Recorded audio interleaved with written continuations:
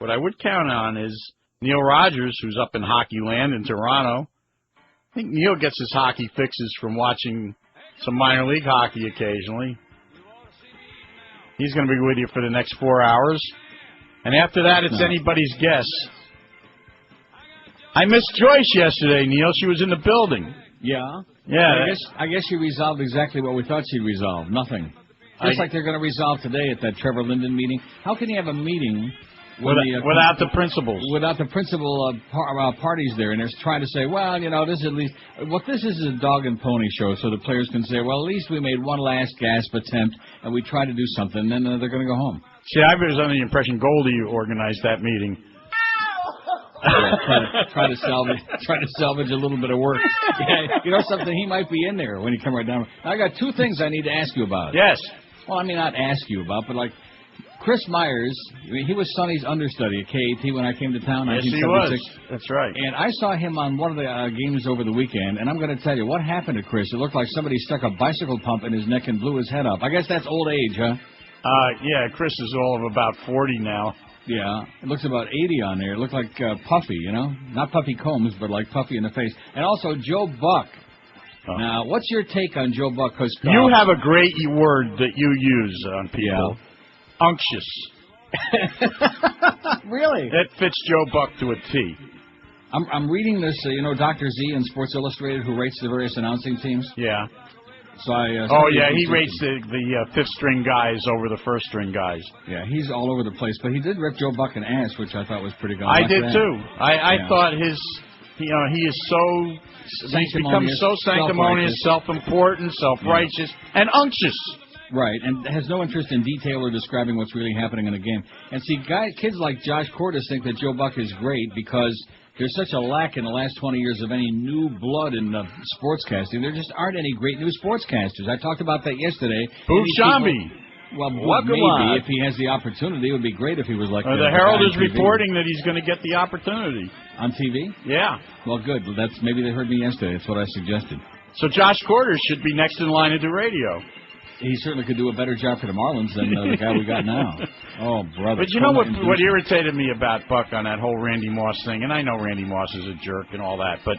Yeah, but wait a minute. Wait a minute. Randy Moss is a jerk, but they have the cameras on him the entire game, and they continue showing everything he does, and then it's too bad you had to see it. Well, if they weren't showing everything he did, we wouldn't have had to see it. Well, they didn't show it again, and what bothers me about it is they misreported what he did.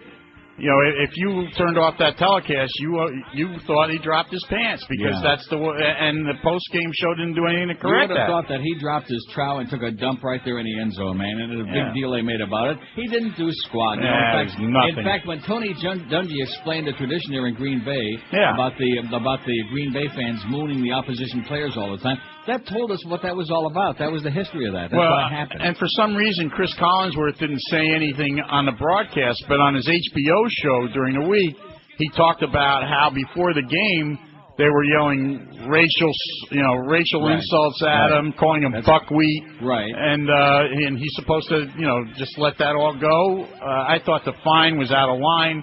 And I thought that Buck's reporting was just way over the top. Pathetic. But at least he's consistent. Unctuous, I like that.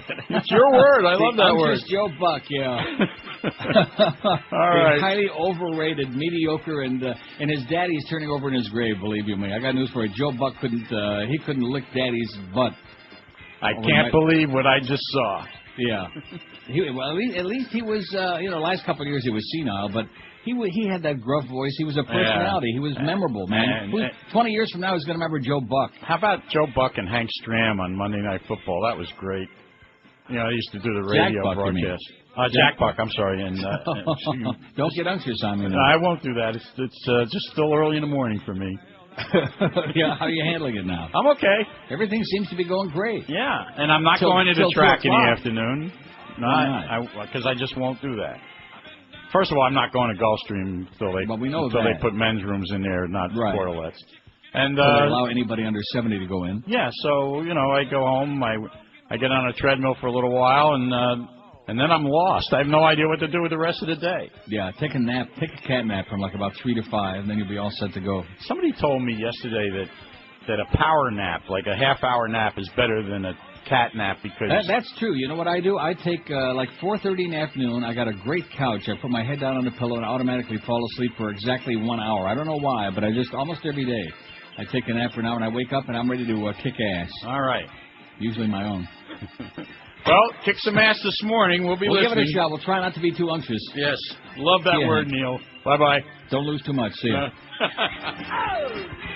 How do you like it so far? It's great. Do it again. All the crap you can unwrap. All the slime all the time. Hiya, Mo. Oh, yeah. What do you know? What do you say? What's joining me around here? There's got no money coming in. I was kind of wondering if you could... Oh, no. Beat it, chum. You ain't getting nothing out of me. Why, if I was in my car, I'd be rolling my window up right now. I'm having mean times. I ain't got a show. Ain't got no job. Not so fast, Pally. Blow it out your ass. Not a shekel are you getting out of me.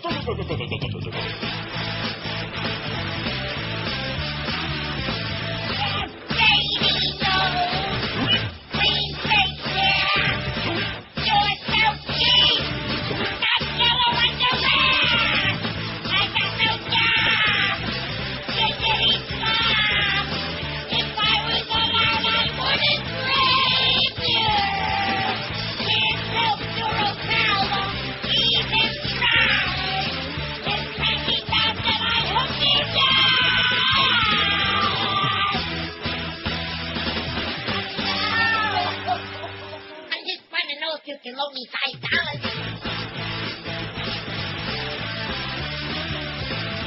Can't hurry, Mo. Now you just got to wait. You know my cash don't come easy. That's why I can't tolerate bums asking for loans. No, not that you'll pay me back. I ain't no Chase Manhattan. But one shekel out of me, that's that. I can't stand you. You're not smart among the men. You just type one out and cock up with 8 spots on his head. I can't stand you. Blah, blah, blah. Oh, yeah? And I can't stand you. Doi, doi, doi. I can't stand you. Doi, doi. A little bit of contretemps there, kind of like the Barbara Boxer, Senator Barbara Boxer, California, and the unctuous Condoleezza Rice, That aluminum tubes you talked which is going on right now. Barbara said she'd like to take an aluminum tube and shove it up Condoleezza's rectum. Something. Isn't that what she just said? Exactly what she said. Yeah. Anyway, maybe she ought to get her tubes tied. Although I think in Condoleezza's case, it's not really necessary. That's a moot point. Anyway, that was really, I'm just ecstatic. I'm like emotional. Not quite as emotional as when I saw Jared Leto in that movie last night. Boy, that's a good... No, it wasn't a good movie. No, it was a good scene. There were some good scenes, right. Last of the High Kings, Irish movie. Some very pasty-looking Irish people in there, but the lovely Jared Leto is in there. He is my Carmela de Caesar, is Jared Leto. I like that. I'll wind up watching it. I watch all the Irish movies. And actually, I take that back. He's a little scrawny, but nevertheless, there's just something about him. He would do just fine. Yeah. Anyway, we asked yesterday who's the hottest babe who has been on the Beaded Curtain on NeilRogers.com. Now, I could read the whole list, which would take us till about 1:45. That would not be a good idea. That'd be a cop-out.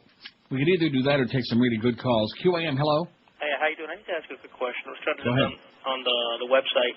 Which is the name of that skit that he runs, says, Kiss the Nigger Good Morning?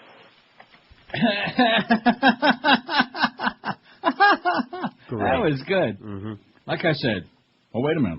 Now, maybe this is the one he was thinking about. A second. Maybe that was it.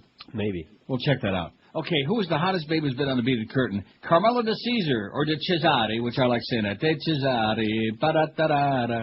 440 votes. She just killed the competition, man. She kicked big fat ass. Angelina Jolie, I'll just read a few. The double-digit one, is that okay? Okay. Well, no, if I read all the other ones, we'd be on here till midnight. Angelina Jolie, 81. Anna Cornajolia, 54. Carmen Electra, 48. Alyssa Milano, 48. Halle Berry, 45. Charlize Theron, 39. Adrienne Barbeau, 24. Jennifer Connelly and Elle Macpherson, 21 apiece. Shusha Meneghel. Careful. Shusha? Shoeshine Meneghel, 20. Shoeshine. Britney Spears and Barbie Vintage had 20. Boy, she's taking a big plop down the ladder, man. Her stock is dropped faster than Enron. All her antics. Yeah, all her antics, all her sleazing around with them slimy yahoos. Jenna Jameson, 19. Sophia Loren, 18. Joan Blondell had 17. That ought to make that guy happy. Tanya Harding, 16. That I do not understand. Sofia Vergara, 15. Jessica Biel, 15. Howard Beale didn't get any. Denise Richards, 15. Tiffany Amber Thiessen had 14, tied with Monica Bellucci, 14. John Bellucci didn't have any. Jamie Presley, 14. The King didn't have any. Oh, this one character, this one Irish kid in the movie with Jared Leto, his whole thing is about the King, about Elvis. And then when Elvis dies, this is supposedly takes place in 1977, and when Elvis dies, they hold a candlelight vigil on the beach. But anyway, it's pretty sad. Rachel Hunter and Jamie Presley and Aaliyah each have 12. How's Aaliyah doing? Vanessa Williams, Sarah Michelle Gellar, and Jennifer Aniston and Ashley Judd each have 10. And last but not least, in double digits, Lindsay Lohan had 10. And that's it for double digits. We have 4,000 other names on there, and if things get a little slow, if the other calls are as good as the first one, maybe I'll just read those all day. What do you say? Sure. That was really great, the Humper saying that Joe Buck is unctuous. How do you like that, Josh? Okay. Well, listen, you could be stubborn. I mean, you're entitled to your opinion, even if it's wrong. I mean, you can think Joe Buck's a great broadcaster. I'm telling you right now, 40 years from now, nobody will remember Joe Buck. You'll say, hey, what do you think of Joe Buck? And they'll say, who? Why? What's that? Just telling you. I mean, you can believe me or not. Trust me when I tell you, this is one thing I know about. There aren't too many things in life I know about, but one thing I know is my sportscasters, mister. And I'm telling you right now, Joe Buck ain't one of them. One of those great, classic, memorable, legendary sportscasters. He ain't one of them. Now, Kurt Gowdy, which, again, I wasn't a big fan of his, but he was one of them because he was legendary. He was there for a zillion years. Whether it was the old AFL games. Remember those before you were born? No. No, but heard about it. You've heard about that. Yeah. You've seen John Facenda doing the NFL films on yeah, those games, the great games between Kansas City and the Raiders, all those phenomenal games. Darryl LaMonica quarterbacking Oakland man. George Blanda. Remember 95-year-old field goal kicker George Blanda? Yeah, I've seen him on the classic. Right. Those were the days, man, when the scores used to be like 75 to 48, things like that. Those were exciting games. But nevertheless, let's not live in the past. You can't live in the past. Let's move on upward and forward and inward, right? Right. Let's get with it. Beaded curtain, we got another and even nicer. Well, they all, each one, there are no bad pictures of Carmela de Caesar. So we have a new one today, and we have one every day this week. And then the top 5 from that poll. So we better save that poll, right? Right. So, Carmela, I think we take the one from last Friday and put that on again next Monday for anybody who, or unless you got that many, we can put a different one on Monday. That would be neat. I do. Do you? Yeah. You have that naked picture of Jared Leto from that movie I saw last night? No, sorry. Oh. You'll have to find that your own. Well, I'm looking for it. Angelina Jolie, Anna Cornaholia, Carmen Electra, and Alyssa Milano. Those are the top 5. So they'll be the ones that will be on there each day next week, and then we'll see how that works out. Huh? Not that there's like a competition there, but there was on the poll yesterday. And it really wasn't any competition. It was, as they say on the West Coast, it was a cream job. Is that what they say in the corn factory? Isn't that what the Jolly Green Giant said? No, seriously, she just demolished the competition. Yeah. I'm going to kick his ass and then I'll steal his toupee. In a hotel somewhere in Hallandale, it's Al Michaels. Yep.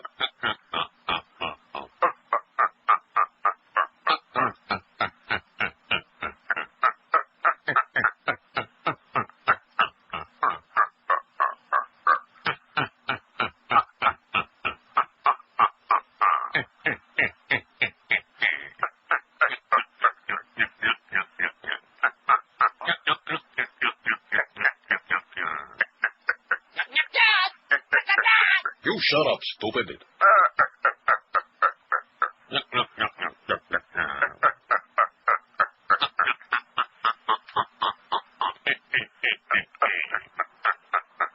Remember when you put those nylons on Joe Namath?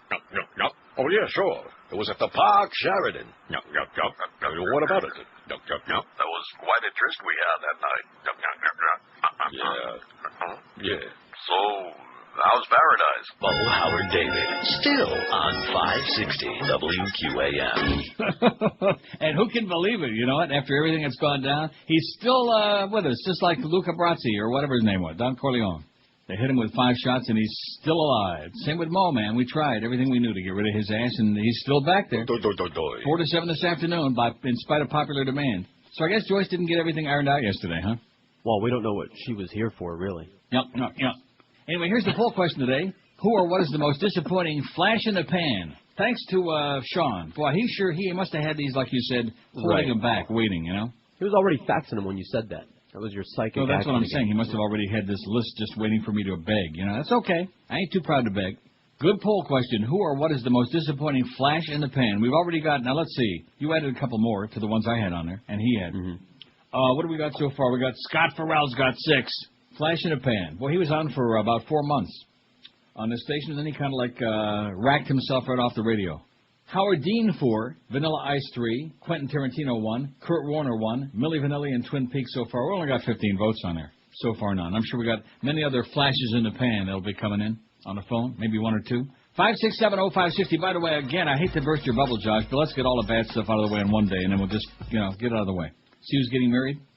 I didn't. Mike Piazza. Oh, yeah, you said that. You don't believe it? Oh, I believe it. Are you going to start that Jeff Garcia stuff again? Oh, and I watched that thing we got. Oh my God. Holy moly. Mike Piazza gay. Sister, please, that Jeff Garcia is just... Give me a break. Yeah. Maybe it's just affectation, you think? Sure. No? I think she's still pure. Screamer. My God. Although if it weren't for Jeff Garcia, we never would have found Carmella. I think Carmella kept her on it.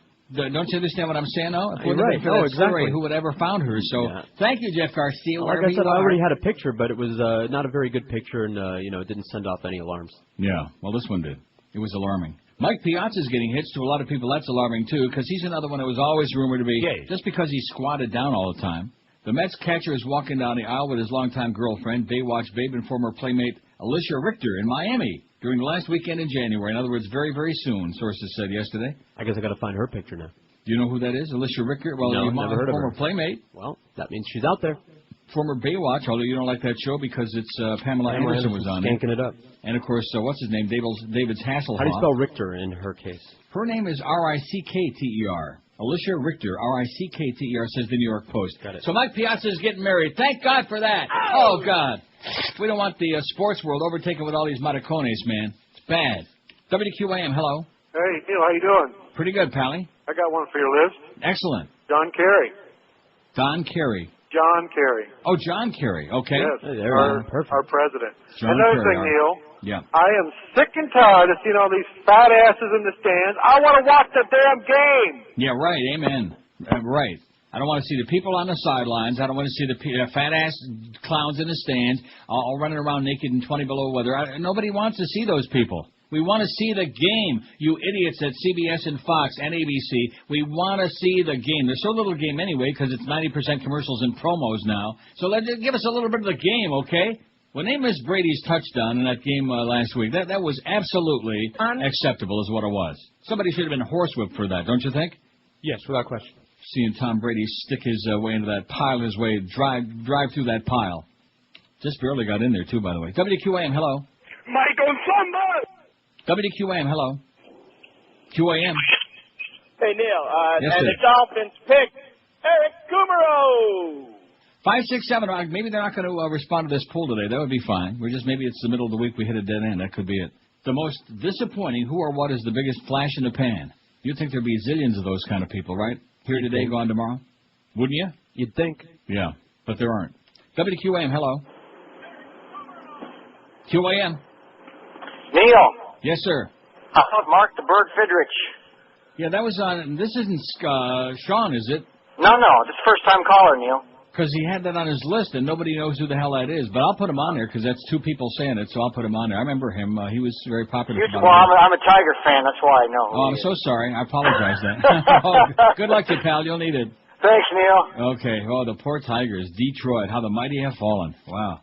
That is really sad. Mark the Bird Fidrich. You got it? That's spelled Fidrych.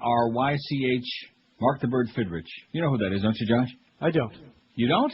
No. He was a very charismatic pitcher for the Tigers for a short period of time, and he he's a wild man on the mound and used to do all these things, and I don't remember the whole deal about him, and then that was it. He was there and then he was gone. You know, he was no Denny McClain, but then I understand Mark the Bird Fidrich is probably on the outside. 5670560 pound 560 on the Verizon Singular Wireless line. Line 9 WQAM. Hello. Good one. QAM. Hello. Hey Neil, how about the I Got You Down lady? Flash in the pan. Aaron Summers. Hey, wait, I got something else, though, besides that. Hey. Not Aaron Summers, Josh? Yeah, that's who it is. Hey, Mo Howard yesterday was saying Yeah. that you should stick to basically what you're good with and you shouldn't be talking about sports. Who said that? That's what Mo was saying yesterday. He was What do I give a crap about? In other words, I need him to tell me what I should talk about? He was saying back in the day you were good at, what were you calling, baseball or something like that? Yeah, how does he know? He didn't hear it. He said, but that was back in the day. Yeah. He said, that's not now.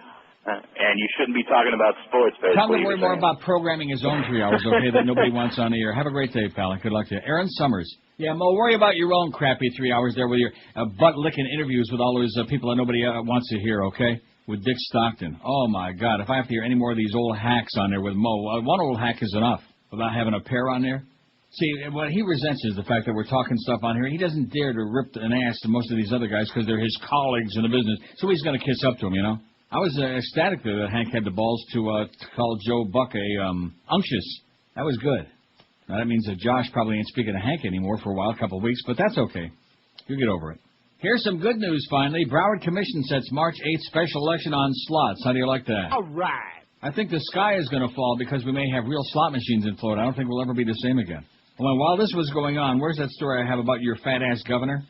What a jackass, man. What a piece of crap. But you people in Florida seem to love him, man. You love a guy that really sticks it to you. Did I actually print that story out or not? Maybe I didn't even bother with it. You know about how he's like giving tax cuts to the rich again? Right, crap, sure. And no money for education in the new budget and this ridiculous spending money like it's coming out of a faucet. Oh, what a That's surprise. your fat-ass governor. Runs in the family, man. I don't think I even printed it out. It was too depressing. Anyway, Broward County Commissioners on Tuesday set a special election for March 8th. For voters to decide whether to allow slot machines at the RS3 racetracks and one highlight fronton, commissioners set the special referendum after working out a deal with the gaming industry to cover the cost of extra law enforcement and government services that will be needed. Opponents, however, charge that the vote has been rushed by high-powered gambling lobbyists and plan to challenge its legality in court soon. Yeah, keep trying, losers. By an 8-1 vote, county commissioners agreed yesterday to add the referendum to that day's scheduled local elections. If voters approve, state lawmakers will have till July 1st, 2006 to craft legislation detailing how the machines will be licensed and regulated in Broward County. Last November, what we know about that vote, taxes on the slot machine revenues would supplement public education funding statewide. Advocates say it could pump as much as $400 million a year into the state coffers. If voters passed the measure, lawmakers would have to decide how many machines would be installed at each location, how many hours they could be open each day. Dade commissioners will discuss the issue at the regular meeting tomorrow. No vote regarding whether to allow installing the machines at Calder Race Course, Miami Highlight, or the Flagler Dog Track has yet been scheduled today. You can bet your bottom dollar they will be doing that tomorrow. Got it? Got it. Besides Gulfstream, the other Broward facilities eligible to receive slot machines include Hollywood Greyhound Track, Dania Highlight, and Pompano Park Harness. So there you go. Starting to make some progress, taking little teeny tiny baby steps in the rest of South Florida. Even though we know that the sky will come tumbling down with God's wrath, it'll wax hot when he starts hearing the sound of those slot machines, you know. When he hears, torture. When he hears that, then you know that the world's coming to an end, the way we knew it, right? Right. And, of course, in South Florida, that would be the best news if it never were the same as it used to be again. 27 past 10 at 560 WQAM. I guess this poll today is not really going to cut it, you know. That's okay. I thought it was a good one. I think it is a good one. But they're a little slow starting today, you know. Who the hell knows what they want? Maybe they want us to spoon-feed them a Gerber baby food or something. Because after hearing some of them, I think that'll be right up their alley, Sally.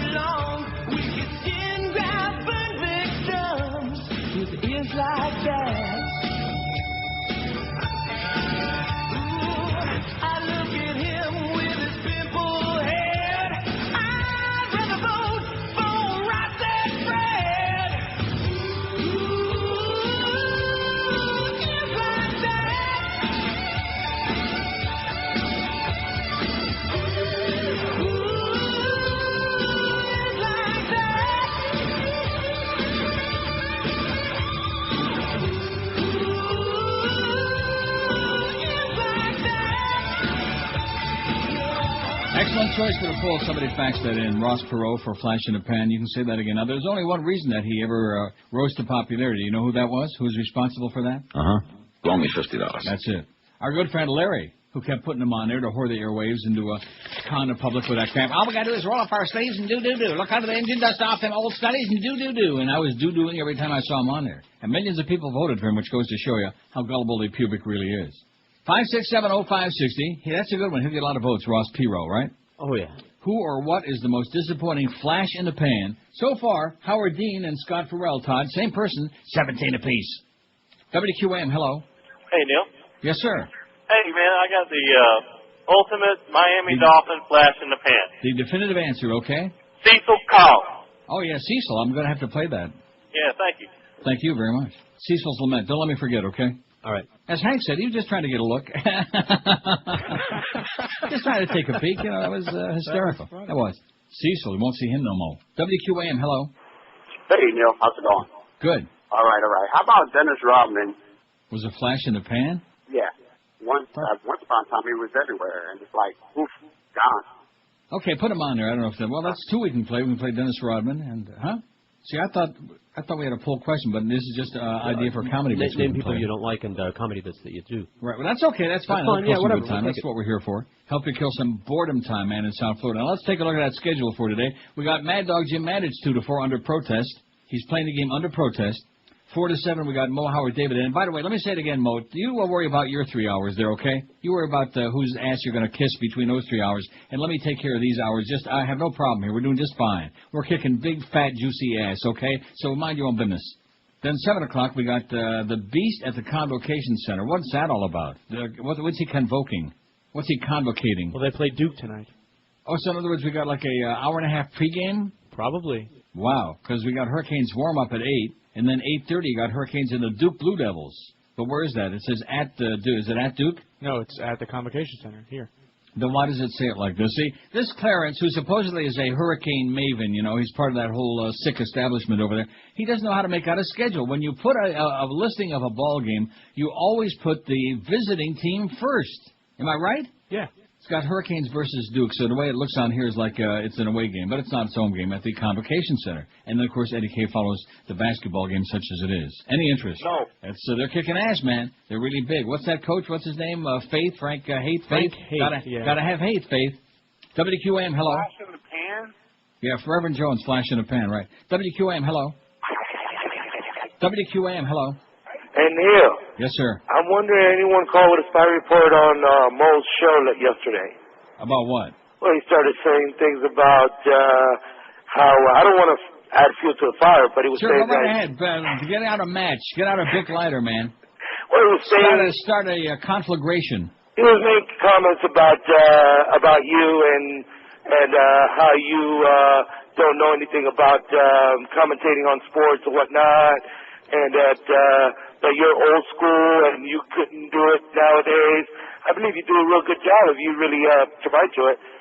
Wait a minute. So in other words, if you couldn't be the president, you can't have an opinion on the president? According to him, no. See, the fact that I broadcast sports in the past, that's got nothing to do with my having an opinion on guys, whether they're good, bad, or indifferent, because I got 2 ears, okay? And I've heard all the great sportscasters and a lot of mediocre ones, and I've also heard him. And believe me, he ain't no Mr. Weaver. See, that's what bugs him. Is because he's the expert, because he does it. And believe you me, when you take the opinion polls, you couldn't kiss Rick Weaver's ass. How do you like that, Mo, okay? You couldn't come up to his pupik in terms of stature. Who are you kidding?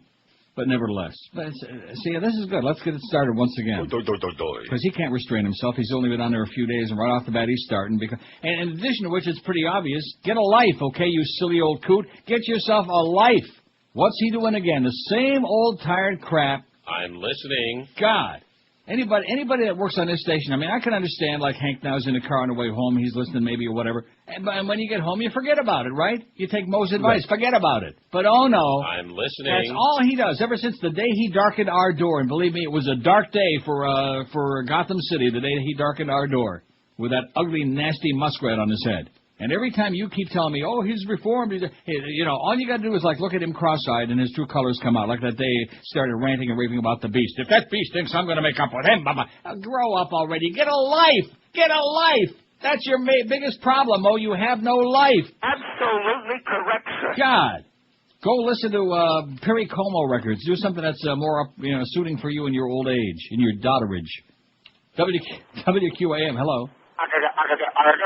Oh, that's a new one for him. QAM, hello. Hey, Neil, how are you? Pretty good. Andrew Dice Clay. Good one. Oh! He was very big for about 5 minutes. That's right. And then Thanks, he gave Colin. it to the feminazis. Okay, see him. Thank you. Andrew Dice Clay. He was just big enough to do that for us, and then that was the end of that. Well, he didn't do it. That other guy, that guy who's a born-again Christian. Yeah. Who refused to do certain things because it was against his religious beliefs, some of the drop-ins. But, of course, we couldn't play those now anyway, so it's probably just as well. Because they were filthy and pornographic, and Joyce would have very negatory feelings about that. She would view them with an unctuous eye. The Unctuous Eye. What a good name that would be for a show. Or a network. WQAM, hello. Neil. Yes, sir. Hey, Neil, what's the poll today? I just turned you on. Well, wait a minute. You're calling in. I want to know what's the poll. Get out of here. Like he's going to have an answer to the poll. What's the poll? I just turned you on. The poll is my foot where the moon don't shine, okay? So bend down and drop your pants. Do a real moon, okay? Clown. Who or what is the most disappointing flash in the pan? That's the poll today, okay? Flash in the pan, like the last caller. He was on for about 4 seconds. Howard Dean, 24. Scott Farrell, 19. Such great promise we thought. Well, I didn't think. In fact, nobody thought except your buddy Greg. See, one thing that's always a good idea in this business, I don't want to start on Mo again, but when you hire somebody that's been canned everywhere they've ever been, where everybody hated them like poison, or they created so much problem they've been canned at about 700 different jobs, that's probably not like a real good reference starting point, right? Well, am I right? Yeah. Yeah. Check references. That's always a pretty good idea. Check some references. Right. But no. We're going to get him on there. We're going to refer.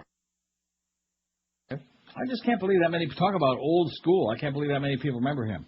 In addition to which, by the way, speaking of old school, I hate to break the news to you, Mo, but there's Dr. Z on Sports Illustrated, which I did finally, somebody faxed this to me. Who faxed it? Did you do it? Yeah, somebody sent it to me. The TV Commentator Awards. Right. As far as 5, he rates them on from like 0 to 5 stars, the NFL broadcast crews. For the third year in a row, nobody's got 5 stars. That's how mediocre they are. And I'm not going to waste the time to go through this whole thing because we wasted enough time on it yesterday. But I rest my case, man, and I challenge Mo Howard David to name me anybody. And of course, the Boog, now he's going to have the chance. That'd be great. He's an outstanding broadcaster. Maybe he'll make his own niche and he'll be legendary someday. But he's a punk right now. I challenge him or anybody else to tell me in the last 20 years, name me one sportscaster who's going to be remembered 20, 30, 40 years from now as legendary. It's not a question of old school. It's a question of broadcasting has gone down the toilet. Tommy Kramer said once, too many drunks in the business. Isn't that what he said? Something like that. Too many druggies, too many drunks, too many incoherent lunatics calling the shots. That's the problem. Let's start a big battle with him, okay? I just love to do it. I'm just itching to do it. I want to get on here and start diddling with us again, okay? I just knew you didn't have it in you, Mo. Just mind your own business. You take care of 4 to 7. We're doing just fine 10 to 2. You're listening to Neil Rogers. Absolutely. On 560 QAM.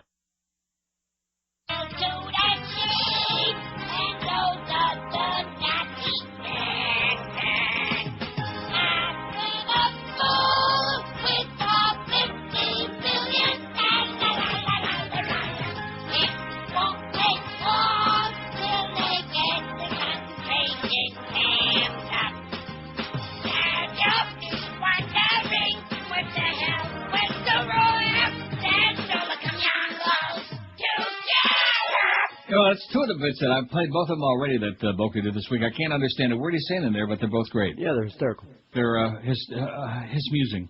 10:43 at 560 WQAM. Join George Miguel and Boca Brian 5 to 7 this afternoon for Happy Hour at Treasure Island. It must be Wednesday. If it's Wednesday, it's Treasure Island. You know, like Tim Russert says, if it's Sunday, it's Meet the Press. Right. Well, I don't like him at all. You don't like anybody. Well, at least I'm consistent. Happy Hour Treasure Island off the Palmetto, just north of the 122nd Street exit. Stop by to win prizes and enjoy dance specials all night long. And maybe even Boca Brian will like bend over and shoot a few ping pong balls in your direction. And then look for the QM van tonight, 8 to 10 at the Brew Room. The Brew Room, located at 5466 West Sample Road in Margate. Stop by for Labatt Blue Hockey. Labatt Blue Hockey. Hamlin's not a young player, but not a real experienced player in the National Hockey League. $1.50 pints of blue until the lockout is over. That's until the Brew's lockout's room, by the over. way. I beg your pardon? That's Brew's room. George, you have a copy of this? You must, because you faxed it to me. I'm just telling you. Maybe it's not on the sheet, but that's. I Brew's understand. Don't get defensive just because Joe Buck is unctuous. What does it say there, George? I'm looking. Brew room. See, this is Miguel. This is your close personal partner in crime. Your banana boat mate, your boat mate, your raft mate. Brew's Room, okay? Excuse me. Sorry about that, all the folks at Brew's Room, but Miguel is like that. Since he don't have Doreen chasing around the building anymore, he just can't, he ain't up to snuff. Hola.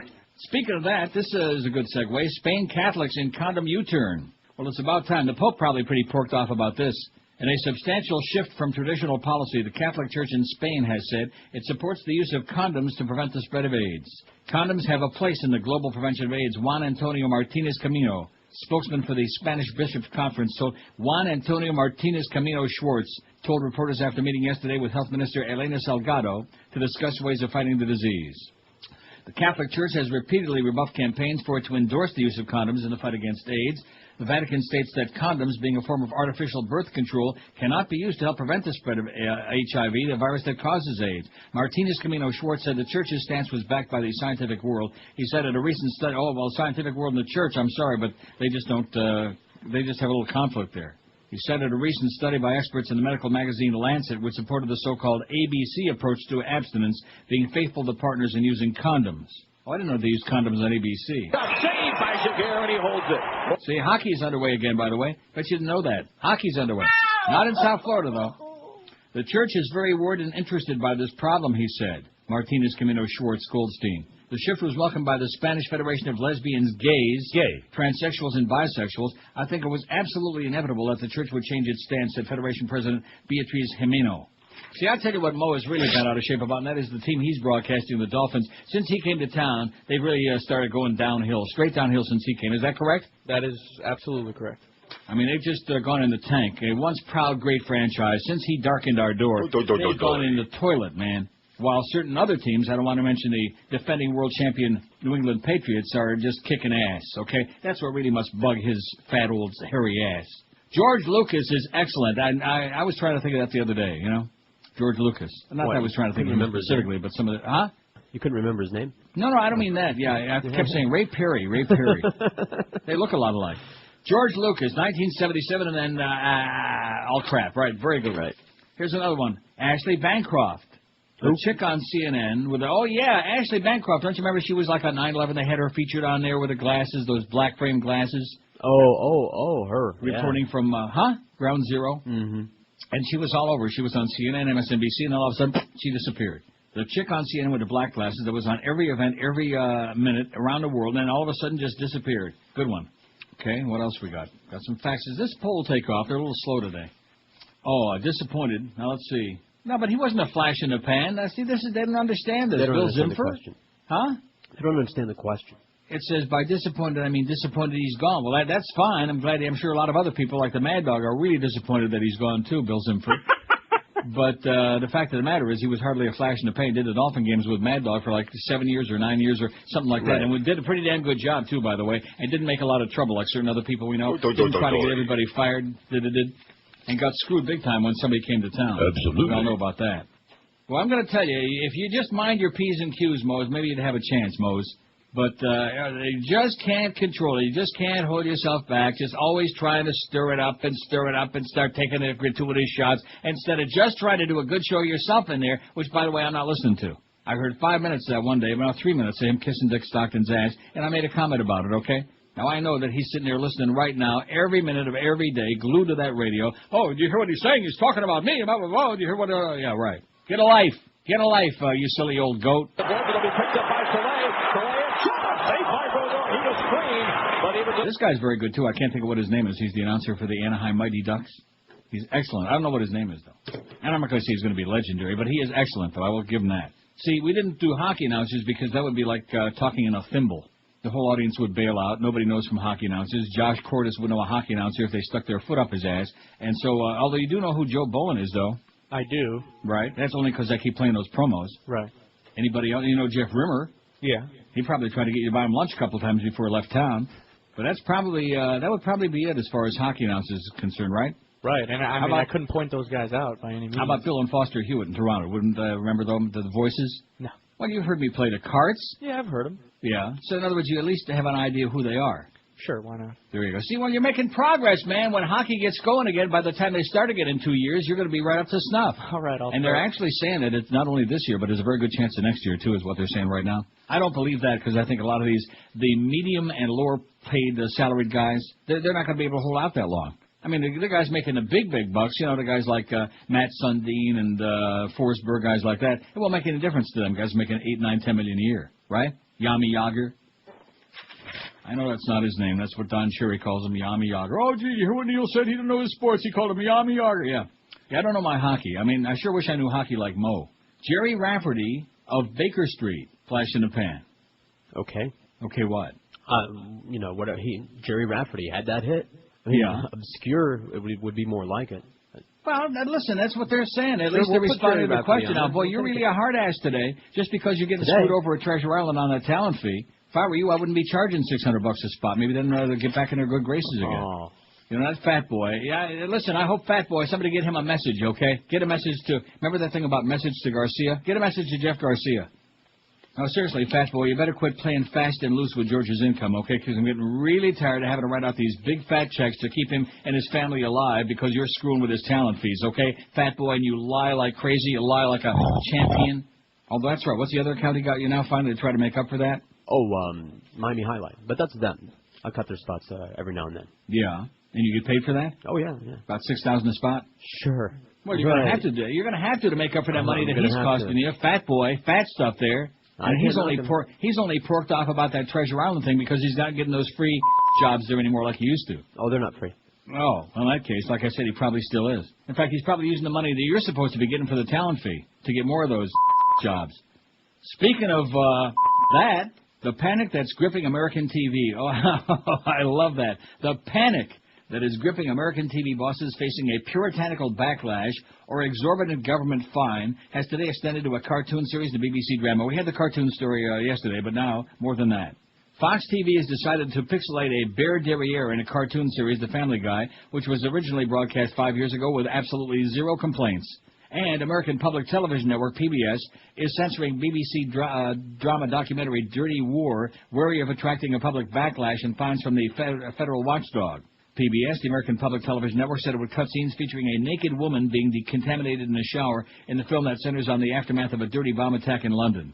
Fox TV has already been hit by fines from the FCC, with a network of affiliate stations each fined $7,000 in October for airing Married by America, a reality series in which a female contestant was seen licking cream from a male stripper's chest. With its affiliate stations already wrapped, FCC is now considering a record $1.2 million fine for the Fox network for the same offense. We have to be checking and second-guessing ourselves all the time now, Gail Berman, head of Fox Entertainment, told Variety yesterday. And it just goes on, man. Censorship is rampant, and you can't say squat, you can't do anything anymore, and the public just sits back like that. Don't care. Do whatever you want to us, okay? Like that song, bend me, shape me, rape me, whip me, beat me, dump on me, whatever you want. We like it.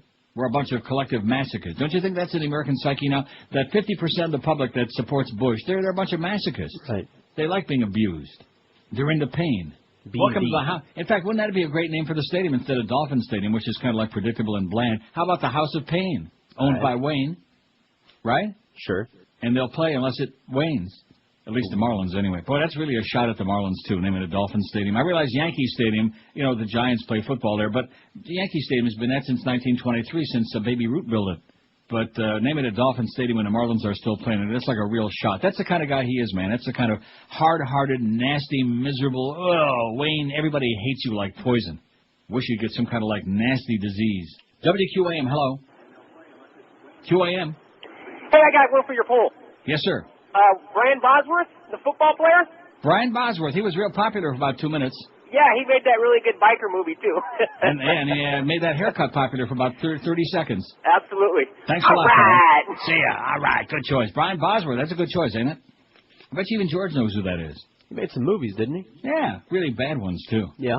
He was very popular for about half a second. Had that haircut. WQAM, hello. Hey, Neil. Yes, sir. How about Elian? Hey? Elian Gonzalez. Yeah, that's a good one. Sure. Elian Gonzalez. I'm going to have to play some of that stuff, too, now. Oh, gee, we got Cecil and Denise Rodman, Denise Potvin. All of the losers. Poor Alienito, man, he's not getting his Happy Meal. And, of course, with all these CEOs from McDonald's croaking at a very early age, it's probably the best thing that ever happened to Alienito. His daddy came and rescued him from McDonald's, from all those Big Macs and fries, those greasy fried foods, man. I'm going to tell you right now, okay, I don't want to sit here and lecture being the fat slob that I am, having eaten ice cream yesterday. I had 2 of those Rolo things. It's your fault. You had 2? But you can't eat only 1. Are you crazy? 1 of those is going to satisfy my sweet tooth? Are you nuts? I wonder if Jeff Garcia's got a sweet tooth. But anyway, fried foods will kill you. Just do whatever you want. It's free country. I mean, to a point. You can't say what you want, but you can pretty much eat what you want. In fact, that's interesting. Words are going to kill you. Words are harmful, but all the crappy food out there with all those additives and all those preservatives and that are killing everybody, that's okay. That's your government. Doesn't make any sense. Did I mention that Joe Biden and Barbara Boxer were just grilling Condoleezza again this morning, which is good entertainment. It's amusing, and it makes some of us very happy to see that finally. But it's a little bit late now, you know. And it's just a dog and pony show because they're going to vote and they're going to confirm her, and she's going to be in there, and all this fascist crap is going to go down, and then we'll go into Iran, and then we'll go into Syria, and then we'll go into North Korea, and then we'll go into, like, Lebanon, and then we'll go into, like, somewhere else. And thousands and thousands and thousands of people are going to die. And all those big multinational corporations are going to make billions of dollars. You're listening to Neil Rogers exclusively on 560 QAM. This is your brain. Any questions? I broke in through her bedroom window at 5 a.m. to dip my wig. What I knew was criminal, but that ain't nothing new if you play for the fish. I guess my girlfriend forgot to tell me. There is something coming up in here, isn't there? That this other bitch was someone else's wife. Right? Give me the heads up on it. Her early husband was mean and healthy. And I found out when it chased me with a knife. Why didn't that bitch tell me? It was too dark to see. Here it comes. She'd be in bed with her husband. Oh, yeah, that's right. Blank out of me. I even know what it is. Just relax. Could have caught it. And that scares them. Out of me. Oh, that was good. That was excellent. Cecil's Lament. Cecil Collins, flash in a pan. And we're getting faxes with people that I have to know. And you're right, it's Ashley Banfield, not Bancroft. It's Ann Bancroft, but Ashley Banfield. I wonder if she's kin to Gerald Banfield, the old harness driver from Jackson Raceway. See, I'm old school, Mo. Ashley Banfield. Can we correct that, or are we, like, stuck with Bancroft? No, we're fissing it. You're fissing it? I thought that's what Cecil was doing. And then it says, who are these people? Jolton Joe Charbonneau and Kevin Moss. Who is that? Are those sports people? Josh? You're asking me? Say that again? Jolton Joe Charbonneau and Kevin Moss. Never heard of him.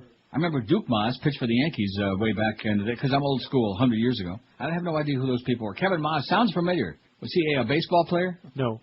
Not a Marlin? Oh, yeah. No. Kevin Moss? Come on. Are you sure? That would be embarrassing if it turned out he played for the Marlins. You don't know that. Wow, Dave Van Borg would never speak to you again. Can only pray. Elmer, who's just all over the place, says it's Ashley Banfield, not Ashley Bancroft. Please correct that on your poll. Okay, Elmer, just ease off, okay, a little bit. Also, my suggestion for the poll is a good one. Phil Hendry. Okay. Good one. P.S. Mike Lang is God. Absolutely. Yeah, but he's old school, you know. That's what Mo would say. Mo wouldn't know Mike Lang from Katie Lang. Here's one that says, Barbara Boxer reminds me of Harry Truman's statement. I don't give the Republicans hell, I just tell the truth and they think it's hell. Well, that's great. The only problem is it's all like the dog and pony show. Ain't going to do no good. The election's over. I hate to break the news, Barbara, but if all you Democrats would have, spoken up and rattled your spear the way you were doing before, well, maybe something could have happened, okay, but it didn't, including scary John Kerry. 5670560, pound 560 on the Verizon and Singular Wireless lines. Well, who or what is the most disappointing flash in the pan? John Kerry, 36. Howard Dean, 36. Scott Farrell, 28. Pretty good three-way battle there. Vanilla Ice, 10. Quentin Tarantino, 9. Ross Perot, 8. Mark the Bird Fidrich, 8. Andrew Dice Clay has got 6. Oh! Kurt Warner, 6. Cecil Collins, 4. Milli Vanilli, 4. George Lucas, only 3. He'll do better than that, wouldn't you think? Yeah, he will. Alienito's got a pair. Ashley Bancroft has got 2. Boy, we didn't take long on that. Aaron Summers, 2. Twin Peaks has got 2. Well, that figures. That's why they call it Twin Peaks. Brian Bosworth, Jerry Rafferty, Denise Rodman has got one, and Phil Henry just went on there. 169 votes. Got it? Got it. As the list continues growing, man, lots of flashes in the pan, so little time. And we can also put things on there like, we don't have to put these on. I'm just using as an example, like a hula hoop or a slinky, fads. Okay. Fads, right? All right. Anybody got a good hula hoop? I think hula hoop would be good, don't you? Even though it's, if we can put Mark the Bird Fidrich on there. Tennessee court allows church suit to proceed. The state Supreme Court in Nashville, Tennessee says a $68 million lawsuit alleging that the Roman Catholic Diocese of Nashville covered up child sex abuse by a former priest can go forward. How do you like that? All right. The unanimous ruling issued yesterday overturns lower courts which had said the diocese could not be held responsible for the emotional distress alleged by the plaintiffs. The High Court in its ruling said a defendant can be found guilty of inflicting emotional distress even if its misconduct was not directed at a specific person. The court said its decision broke new legal ground in such cases. Good. Good. Put them all in jail, okay? They'll have a wonderful time in there, just like Father Gay-Gun. How's he doing? Is he still dead? Oh, yeah. Oh, Jerry, are you starting with these damn abuse? I'm going to have to get to the one I got on my list here. Way throw down. half of them out, Huh? Only half, though. A former altar boy who claimed he was molested by a priest reached a financial settlement of his lawsuit against the Roman Catholic Diocese of Bridgeport, Connecticut. His attorneys and church officials said yesterday the plaintiff, known in a court document as John Doe, said he was molested at age 14 by the Reverend John Castaldo in the early 90s when Castaldo was priest at St. Teresa Church in Trumbull. His name and the terms of settlement not released at his request. The settlement means New York Cardinal Edward Egan will not have to testify next week, the attorneys be saying. Well, there's one. And then, abuse trial of notorious defrocked priest begins. Massachusetts prosecutors formally dropped an accuser from the criminal case against defrocked priest Paul Shanley, leaving just one alleged victim to testify in the trial that began yesterday for one of the most notorious, one of the most unctuous figures in the clergy sex abuse scandal. Yeah, unctuous. That is a good word, Hank. You're right about that. Unctuous. Kind of like our management. Unctuous. Prosecutors already had dropped two other accusers from the case and removed the third because they've been unable to find him since a hearing in October when he had difficulty remaining composed to testify. The move to drop him from the case was widely expected. I'm getting choked up about it. New developments. And we exist to serve the American people. We serve the American people by helping the President execute his foreign policy. And we have much to look back on with satisfaction. Powell bids farewell. Bye-bye, sellout. The witnesses removed Lee Shanley, 73, facing 3 charges of raping a child and 2 charges of indecent assault and battery on a child. The maximum sentence would be life in prison. About 80 prospective jurors were questioned Tuesday for the trial that is expected to last about 2 weeks. 4 jurors, 3 men and 1 woman, were seated before proceedings ended for the day. Shanley's lawyer, Frank Mondano, has made it clear he'll argue that the lone remaining accuser made up his story of abuse to win a monetary award in the civil lawsuit. The trial is one of a handful of criminal cases that prosecutors have been able to bring against priests accused of molesting their young parishioners decades ago. And it goes on and on and on. But nobody cares about that anymore. That was another thing, flash in the pan. How about that for the poll? All right. How do you spell it? Catholic Church molestation cases. That was very big news for about 5 minutes, and then, even though it's been going on for years and it's still going on, they swept it back under the carpet again, The Pope lifted up his robe, they swept it under there, and then he lowered it again. Yeah. He's got a lot of room under there. Oh, man, he's got a big fat one. And a robe, too. I bet he's smoking a big fat one right now, the Pope. He's in, pain. It's for pain. Medical nerds. See that money. smoke coming out of the chimney all the time. Right, that's why they're always blowing smoke there. Or something. 5670560, pound 560 on the Verizon Singular Wireless lines. WQAM, hello. Uncle Neil. Yes, sir. One second, let me put this. Yeah. I wanted to tell you, I know you're not talking about right this split second, but there is another sinister reason behind that new Christian movement in school, the intelligent design. Yeah.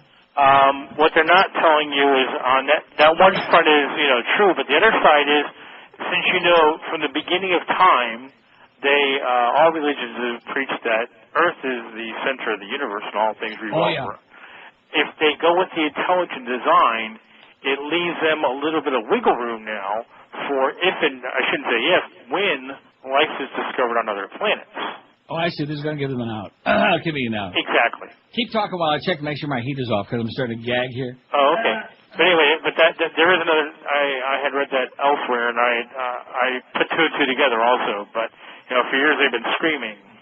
There's no such thing as. There's a lot of screamers in there, no question. Yeah. And my heat's off, thank God. That artificial heat, man, it'll kill you. All that schmutz from the building gets into your throat. Hey, Uncle Neil, is your Best of CD still available? No. No. Will it he re-offered when you put up a new one. Oh, we might do one someday if we didn't have so many lazy people around the building. Okay. I'll be keeping an ear No, out. the problem with the CDs is that everybody rips them off. We make one, and then all of a sudden, within the first day that it's released, everybody's stealing them and burning them. Oh, I didn't know that. You didn't know that. Well, I'm honest. You know what I'm saying? I don't. Well, you might buy go one, on about with 6 other all on people, there. then everybody else is bootlegging them, Yeah. so I can't raise any money that way. Okay. See, I never think to do that. So We might just have to auction off Mo's hair pieces, a different one every week. All right, Okay, Neil. Polly. Thanks. Take care. Now this is what I thought might be going on, because we got some Schmidt disturbers out there trying to stir the pot and rekindle Right. the old battles with us and Mo, which is okay. I have no problem with that, because anything I say about him would be an understatement. It says all Mo was doing was comparing the older generation of broadcast to the cookie-cutter crap we have today. Well, in that case, he's right. Cookie-cutter crap. Isn't that what I was talking about just the other day, Josh? Did I say that, cookie-cutter? Yeah. Don't let these Schmidt disturbers tell you different. That's what Rick said. Well, I'm sure that Mo will straighten that out. Not that we really care, but don't be starting a bunch of crap, okay, between us and our good buddy Mo now that we finally mended our fences. Although you see how much it takes to get me. Oh, yeah. Believe me, I could sit here and rip him now from this moment for the next 4 years of my contract and still not even come close to making up for what he's done to all of us. To each and every one. Well, maybe not Josh Cordes. He didn't try to get you fired yet. Yet. It's early. But just about everybody else, man. You're going to get fired today, and I'm going to go to Greg Reed, and I'm going to get my attorney. Yeah, every single person, man. You're just an old crabby, although you keep telling me he's not as old and crabby as he used to be. He's getting younger. He's getting younger. He flipped the lid. He's looking better now. He's walking around with that flat top head. It's one thing to have a flat top haircut like Brian Bosworth, the buzz cut. It's another thing to have like a flat top head and acting like almost human toward you. Right. Lately. Of course, you're not going to be seeing much because he's doing 4 to 7, which is exactly where our company does not want him to be, and I think that's poetic justice. I'm delighted to see you in there from 4 to 7, Mo. I'm glad to see that, even though I don't want Mad Dog to have to go through all the angst, but he's already gone through it. See, this is it. You do a good job for this company, they punish you. They don't reward you, they punish you. They make you go correct. through... Huh? What? That's correct. Yeah. No, it's true. They make you go through hoops. Hula hoops. They rake you over the coals. Don't ask me why, because they're a bunch of sadists. I have no idea what their problem is. They just don't know how to reward people. I'm not just talking about money. That's part of the contract. Also, I remember that Mad Dog was screaming about all kinds of expense money he hadn't gotten from the Dolphin games and everything. They treat you like crap. And then can't Neil be a little nicer to Greg? Yeah, well, when you start being nice to us and stop lying to us, then maybe we'll be nice to you. How's that? Huh? It's called dit for tat. I can't say another word no more. Dit for tat. You idiots. Anyway, so Mad Dog is on it, too, and it's a very uncomfortable situation. Can't you feel the discomfort in the air? I feel something. Yeah, maybe that's what I'm gagging and choking on right now. No, it's No, it that can't be artificial heat. Don't let me turn that on again. Don't do In it. fact, if it gets too cold, I'm just going to have to, take those days off. Just turn on the oven, like what po folks do. Yeah. Open the oven and turn it Who on. do you think I am, Prince Harry? 12 minutes after 11 at 560. Didn't say get in it. WQAM. I'd like to stick his ass in the oven, I'll tell you that right now. And his brother and a whole family, too. I'd like to have a big oven and stick all those Battenbergs in there. Just heat them up a little bit, okay? Just give them a little what for. Hey, what was your New Year's resolution? Can I do the spot, or are you going to keep rambling on? Just relax, okay? Ease off a little bit. Calm down. What was your New Year's resolution? Was it to lose weight? Uh-huh. Well, if you're sitting at your desk right now or in your car, maybe you feel like unbuckling your belt because your puppic is shoving through, undoing that top button on your skirt, or maybe you've already had to do that to let a little air out. Balance for Life will deliver you 5 meals per day, every day, right to your door, at your home, at your work, wherever you're hanging out, all based on the popular Zone diet. That's right, 5 servings, 5 feedings, 5 meals per day, and you still lose weight. And the best part about Balance for Life is that's the only meal delivery company that offers you menu choices. If you want to check it out for yourself, go to balanceforlife.com and then indulge yourself with great things like blueberry pancakes, guilt-free cheesecake, yellowfin tuna burger, grilled filet with parsley potatoes. They even have a chicken and veggie pizza. Lay low on the baba ganoush, okay? Just kind of cut that to a minimum. And all you snowbirds in South Florida right now should check this out, too, because they can tailor the meals to your specific needs. Don't think you're overweight? Just take the simple BMI test at balanceforlife.com. Go to the bottom of the page and click on Body Mass Index. If your score is over 25, believe me, you need Balance for Life. So what are you waiting for? Pull over to the side of the road, put down that pen, and get that phone. Just pick it up right now on the phone, too.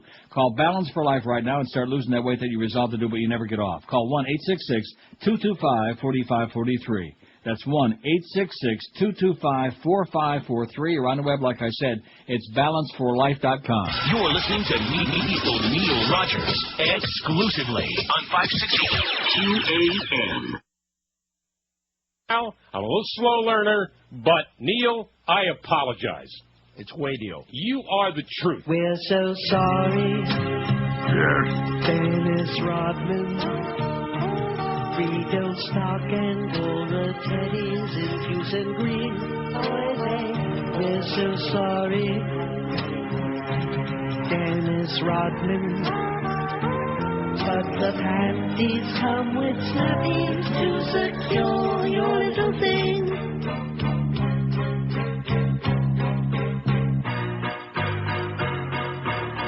Phil Jackson notified me. He said you're very pretty, but you're dressing too petite. He asked if you would mind wearing something underneath, because you're way too tall. Way too tall. Every time he jumps, you can see his basketball. You look retarded, retarded for a 7-foot tall guy. You look retarded, retarded for a 7-foot tall guy.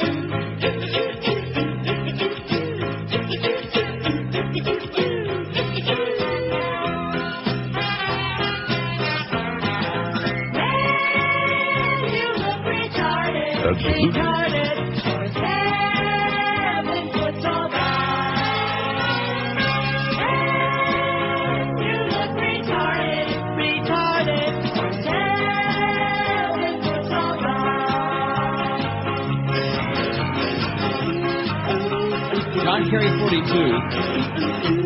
Howard Dean 38, Scott Sprout 32. It's a three-way race after that small potatoes. Who or what is the most disappointing flash in the pan? Now, somebody who obviously is either an idiot or doesn't understand the question says Bobby Kennedy. First of all, Bobby Kennedy was the Attorney General under JFK, and he was like a prominent political figure until he got assassinated in '68. So I hardly think that you call somebody who gets assassinated a flash in the pan, would you? No. Nevertheless, don't put him on there. No. Well, you probably will put him on there. Why Don't would forget I? the QM Van tonight at the Blue Room. Hey, listen, we're just all over the place. I mean, this is the one show where we admit it to you. We don't care about getting it right. We don't care about the sponsors. We don't care about the audience. We're just there to get the money, okay? Grab the money. Give us the effing money, and that's it. Get it over with already. Like I said, when you go to certain, I don't want to mention like any, but there's certain gambling establishments, they just ought to have a guy with a gun there when you walk into the entrance and say, put your hands up in the air, it's a stick up, give us all your money, and I'll go home and have a nice day. That's it, Just hand it over in a brown paper sack. Maybe you could borrow one from Barry Jackass. He's got a brown sack. WQAM, hello. Yeah, Neil? Yes, sir. When you talk about the Catholic priest things, and I don't disagree with you, it drives me nuts and gets my blood boiling. Yeah. That's the most despicable thing. Any authority. Well, let me ask you this question, though. How is it that people keep subsidizing such a corrupt organization? Why is that? I can't tell you, but I can tell you that I personally have stopped subsidizing it because I remember, and I was not abused, but there were my going through records, and I look back and read articles about it. My guidance counselor in the Catholic high school that I went to has been arrested and defrocked. And he's in jail right now because he abused people when I was there. And probably some of my friends were. I mean, I know kids that have committed suicide from my high school class. That is correct. Mm-hmm. And it makes my blood boil. It's like, we also had a thing, and I know you had talked about it yourself one time, when we had swimming class. I don't know why. You had to swim nude. Right, Most ridiculous thing you ever heard. Yeah. But you didn't question it because they were the authority coach would see figures. all the kids naked. Right. You didn't question it. And when you went home, your parents looked at you and said, well, I guess that's what has to be done. Right. But I would like to just like run them over in my car, and it gets me frustrated. I'd like to line them up on 595 right there by Hiatus Road and just with my Corvette. Just turn them out. I'll be right next to you, man. They shouldn't have the. I mean, the settlement's the one thing, and money can do something. Yeah. But it really can't bring back your respect and the trauma that you've gone through. Of course not. I mean, and these people, they should be put in jail to left and rot and die. Right. Amen. Okay, have a good one. Or they should be put in jail like Father Gagan with the worst hardened criminal, so to speak. Oh, absolutely. He's like a Jeffrey Dahmer or any of these other people that everybody gets up in arms over. I'm with you, man. Okay, I appreciate it. And I think Howard Dean was the biggest disappointment because he went wacko on everybody, and he looked like the real front runner. Well, they made him look wacko anyway. Okay, have a great day, pal. I'll pray for you. Take care. Okay, 5670560. Pound 560. Hail Mary, Holy Mother of God, blessed art thou amongst women, and blessed is the fruit of thy thing, and yada yada. We can't say womb. You forgot to say full of grace. Oh, no, we can't say Nancy Grace, because my blood boils when I think of Nancy Grace, too. Nancy Grace. Yeah, she is disgusting. People with phone... Oh, and Phil Simms gets ripped an ass in here in this thing, by the way. We should all be proud of that. That Dr. Z thing, Sports Illustrated. There's just one line that is so good. Where the hell is it? He rips the ESPN. They get no stars. Mike Patrick, Theismann, and Paul McGuire, they get no stars from this guy. Who am I looking for? I forgot. Phil Simms. It says, this is the year the network's number one team finally gets out of jail under the Terra Dolce. He thought they were going to be good, but no, they're down to 2 stars. They dropped. He says, Simms wrote a book in which he laid some heavy lumber on fellow members of his profession. Physician, heal thyself. I have a half a page of howlers, but I'll give you only a few. He says, Pittsburgh, Dallas, week 6. You need a featured running back if you want to have success running the football. Patriots, Jets, week 7. If you want to really be good stopping the run, you need run stoppers inside. Patriots, Steelers, week 8. Looks like the football might have touched the top of the ground. You mean it hadn't entered the cave yet? Oh, brother. Phil Simms. Just hit him in the head with a club before the game starts. Please do us a favor. Oh, and that reminds me, I guarantee he's going to be doing that game with Nance this week, won't he? Probably. Oh, God, the AFC freaking championship game with Jim Nance and Phil the Motormouth Simms. Oh, shove a sock in it, baby. I'm turning the sound down. I'm just going to watch the video and turn the sound down. WQAM, hello. Yeah, Cato Kalin. Cato Kalin is magnificent. Thank you, pal. Hey, Mike. See ya. Now, but speaking of Chris Myers, let me remind Hank tomorrow morning. Okay, make a note on it. All right. The one thing I really respect, I mean, Chris was a good guy. He was kind of a silly kid at KAT. But he interviewed O.J. several years ago and really ripped him an ass. He's one of the few sports nerd people that put him on the spot and really just... Do you remember that, Josh? I don't think so. No, he really ripped him good. So nice going, Chris, even though your face is blown up like a balloon. WQAM, hello. Yeah, I'd like to add one to your poll. Mm-hmm. Yes, sir. How about... that's exactly what I was thinking. Yeah, he's a flash in the pan and a pain in the ass. WQAM, hello. Hootie and the Blowfish, flash in the pan. Okay. Good one. Yeah, the fax I just sent you has 2 excellent ones on it. Well, why didn't you do that? Why couldn't you just read them? Would you have this fetish about wasting my fax paper? Yeah, kind of. I'd rather waste wax paper than fax paper because you don't have to chop any trees down to make wax paper. People really use wax paper anymore. I asked you that once before. Yeah, they do, especially in like butcher shops and everything for wrapping meat and everything. At really? Deli and whatnot. I always kind of like to use aluminum foil to wrap my meat. Use everything. They use lots of things. Wax paper is like kind of too loose. Waxy? Yeah, a little waxy. You can't use it by buildup. itself. I mean, it doesn't keep things fresh if you use it just by itself. So what's the point then? You wrap a package in it to take it home. You sent me a fax? Boy, it sure must be coming by way of like through the Buffalo mudslides. WQAM, hello. Neil. Just stopped off in Cheektowaga. Yes, sir. Neil, how about Buster Douglas?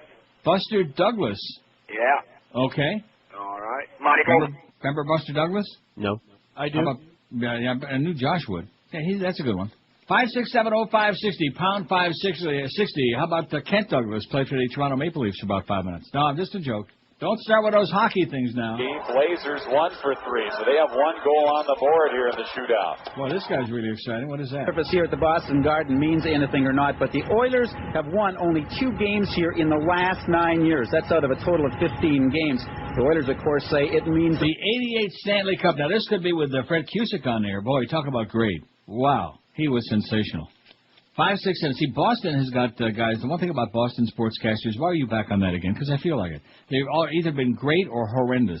There were great guys like Johnny Most and Ken Coleman and Fred Cusick, and then really terminal, boring guys like Ned Martin with the Red Sox. You ever hear Ned Martin? No. Oh, well, I'm certain that you've heard the bald-headed guy. What's that guy that does the Red Sox games now? He's on CBS. Little bald guy. It'll come to me. I have a brain fart with his name. I can never think of his name. He is so boring. Just awful. I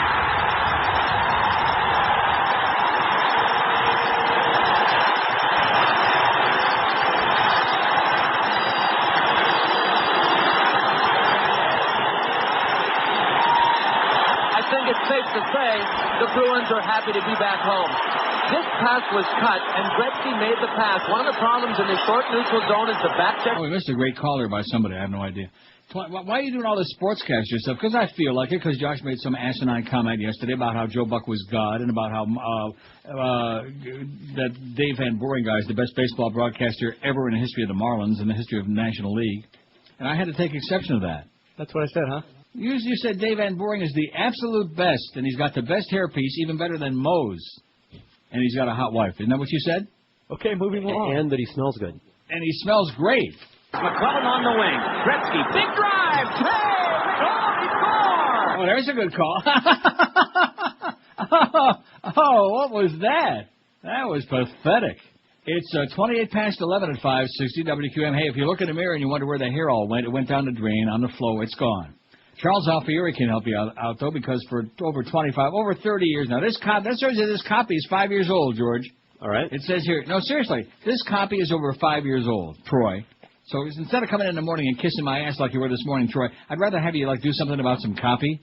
Come in and tell me how many black quarterbacks are going to be playing in the last two games this weekend. I mean, who gives a crap, huh? Everything is a racial thing with him. Anyway, for over 30 years, Charles has been helping the famous and not so famous look their best with his fantastic, the most natural hair system in the universe, because the most critical area of any hair system is the hairline. And Charlie's new skin-like hair system is 100%. Oh, we're fine. Undetectable. The hair looks like it's grown right out of your scalp. Charlie's work is guaranteed, too. You have nothing to lose but your ugly bald spot, because you try Charlie's system for 30 days. About 30, man. For about a month, and after a month, if you don't look fantastic, if you're not ecstatic, if you're not getting all the action in the world, just return it for a full refund. Make the call today and get your hair back. Tell Charlie you heard about it here on the Neil Rogers Show, and get your special QAM $200 discount off the regular $800 price of the best in the universe natural hairline system. Call 1-800-321-2413. 1-800-321-2413. Don't forget, the secret to a really great hair system is make sure nobody knows it's not the real thing. And Charlie's new skin-like hair system is as natural as it gets. Call him today and get rid of that bald spot and look better and younger than you ever thought you could again. 1-800-321-2413 or online. It's CharlesAlfieri.com. You're listening to Neil Rogers exclusively on 560. I'm any better than Neil Rogers. Here's another good one for the list, by the way.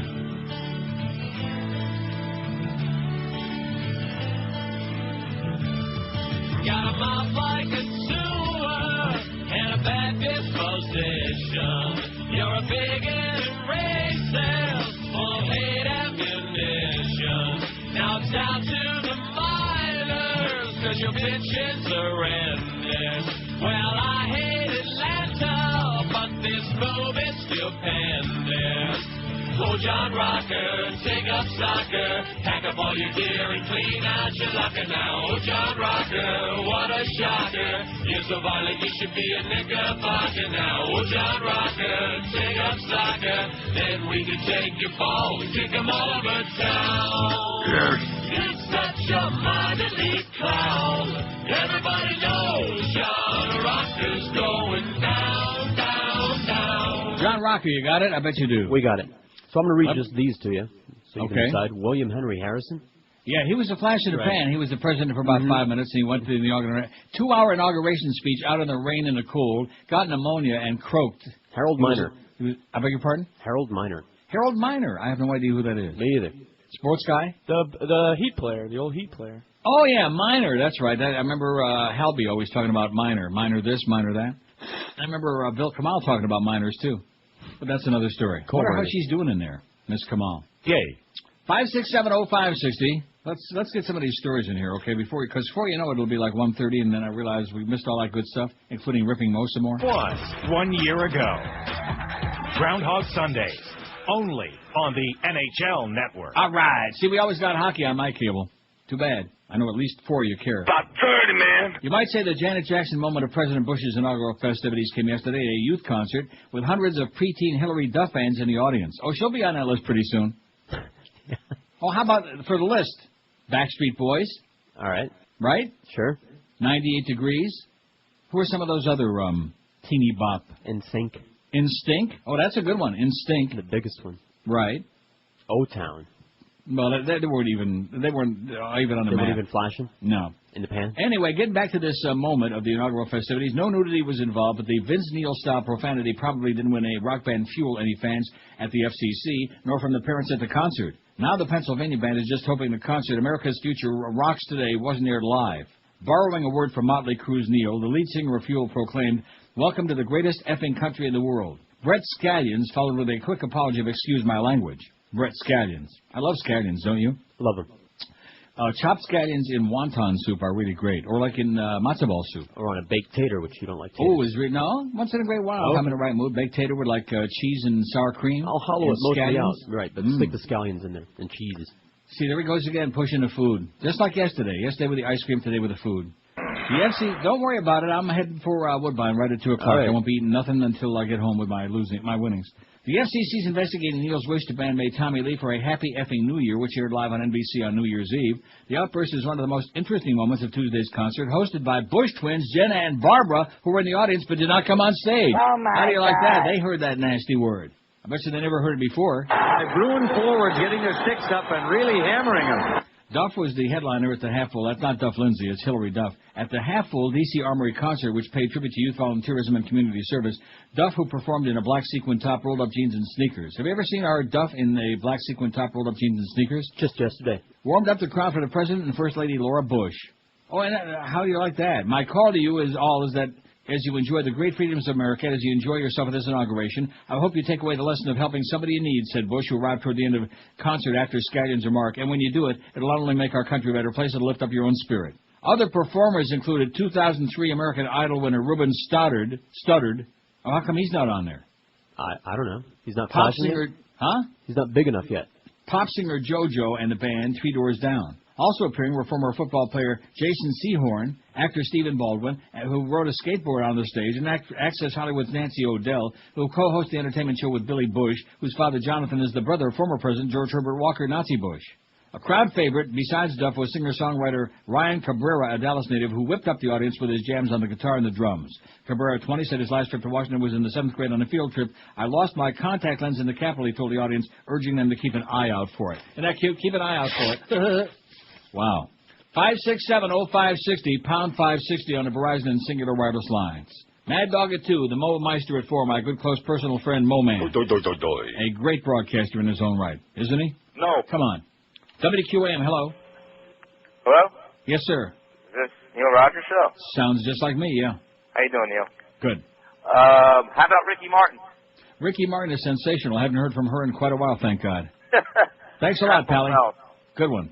Ricky Martin, put her on there, okay? Sure. Maricon. What a flamer. Not quite as much as Jeff Garcia, though. I still can't get over that video. That was, yeah, it was something. That was a real fly opener. WQAM, hello. How about God or Osama bin Laden? Yeah, okay. WQAM, hello. QAM. Uncle Neil. Yes, ma'am. Hi, how are you? I'm great. How are you doing? Good. I have something for the poll. Okay. Remember those Segways that everyone in the world was supposed to be riding by now? Oh, yeah, the Segway that was going to revolutionize the world and the way you live your life. We're at the Segway. Bicycles and... I haven't seen one. Have you? No, haven't seen one. Don't seen have one. Don't know anybody that's got one. I don't No. even know anybody that knows anybody. I don't even know where you could get one. I do. Riva Motorsports, one of our prime Really? sponsors. Sure. Oh, I'll be so there. sorry, I Your didn't authorized mean Segway that. dealer. But I just don't see them being that big thing they were supposed to be. And Pompano on US Wasn't 1. that pathetic the way those guys carried on about that? Oh, this is really top secret and it's going to revolutionize. I thought it was going to be like remember years ago they were predicting everybody had like their little individual flying machine, you know? Oh, sure. Yeah, it was going to be The like Jetson motorized. car. Yeah, You could fly a few miles. Yeah. Not too many of those, so I thought that was interesting. And one other point I wanted to make when you were talking about that Republican youth, Nazi youth, stuff, yeah. that was exactly what I was going to say. It's just every time I hear Republican youth, all I think is Nazi youth. Oh, yeah, absolutely. In fact, Prince Harry, he could be the leader of the band. I think he might have been there. Yeah. Anyway, that was my vote for the Segway. Thanks, sweetheart. Have a great day. Good You choice. too. Segway, you got it? We got it. SEGWAY. With all due respect to George's fine sponsor. They're our sponsor. What On do the you mean? station, on the show, they Well, were that's recorded. fine. We hope they sell a lot of them, but the fact of the matter is, it just hasn't taken off, so to speak. No, it doesn't fly at all. No, but they have predicted that, and I was sure that that's what it was going to be. Your own little flying, like a little You know, like a hot air balloon? Right. But motorized. But kind of like that thing, like where one or two people can get in, like a basket, you know? Like a little flying basket, and you get in there, and you could, like, go over to Publix a few blocks or a couple of miles to work. And, of course, seeing the way people drive cars in South Florida, I can just imagine. Can you imagine? Oh, look, up in the sky, it's not Superman. It's a bunch of crazy old people killing each other. Can you even begin to imagine that? Oh, God. Yeah, exactly. 21 till noon at 560 WQM. If you decided to start the new year off right and trim down with the Atkins, South Beach Sugar Busters, or any low-carb, sugar-free diet, then here's a store that is a must on your shopping list, Delights of West Boca. Even TV's biggest losers are following a low-carb diet, and their weight loss is positively amazing. For years, Delights has helped thousands of low-carb dieters achieve their weight loss goals. Delights of West Boca is positively your low-carb one-stop shopping place for the right supplements and the best selection and the best-tasting low-carb foods, too. That's the important thing. You can be on a low-carb diet and not even last a week or even 3 days because it gets pretty boring and monotonous. But if you want some things with taste that'll keep you on it, here's the place to find them. Delights. Stop in and sample any of their over 1,200 low-carb products like their brand-new chocolate-dipped cheesecake on a stick and their famous Carbolite soft serve ice cream. They got a knowledgeable staff who know inside and out the secrets of low-carb dieting, and they're open every day till 10. And don't forget the guaranteed lowest price policy on all Atkins, Carbolite, and Pure Delight products, too, at Delights. Delights of West Boca will not be undersold. They'll bet you Ray Perry's life on it. You'll find Delights on the northeast corner of Glades and 441, right next to Boston Market, or call them toll-free, 1-877-LOW-CARB. That's LOWCARB, or on the web, lowcarb.com, LOWCARB. Delights of West Boca, your official Atkins retail center. You're listening to Neil Rogers, exclusively QAM. Survivor, the ultimate reality show. Aren't they all? Jerry Shivo will be left to survive on a deserted island.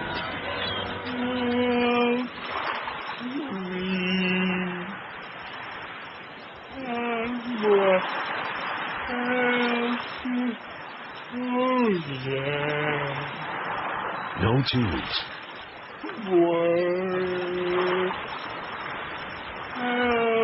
No life support devices of any kind.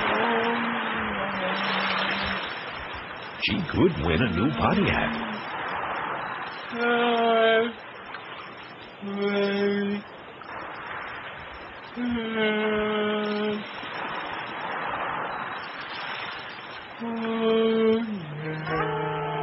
Will Terry find the Jewish guy blowing on the shofar?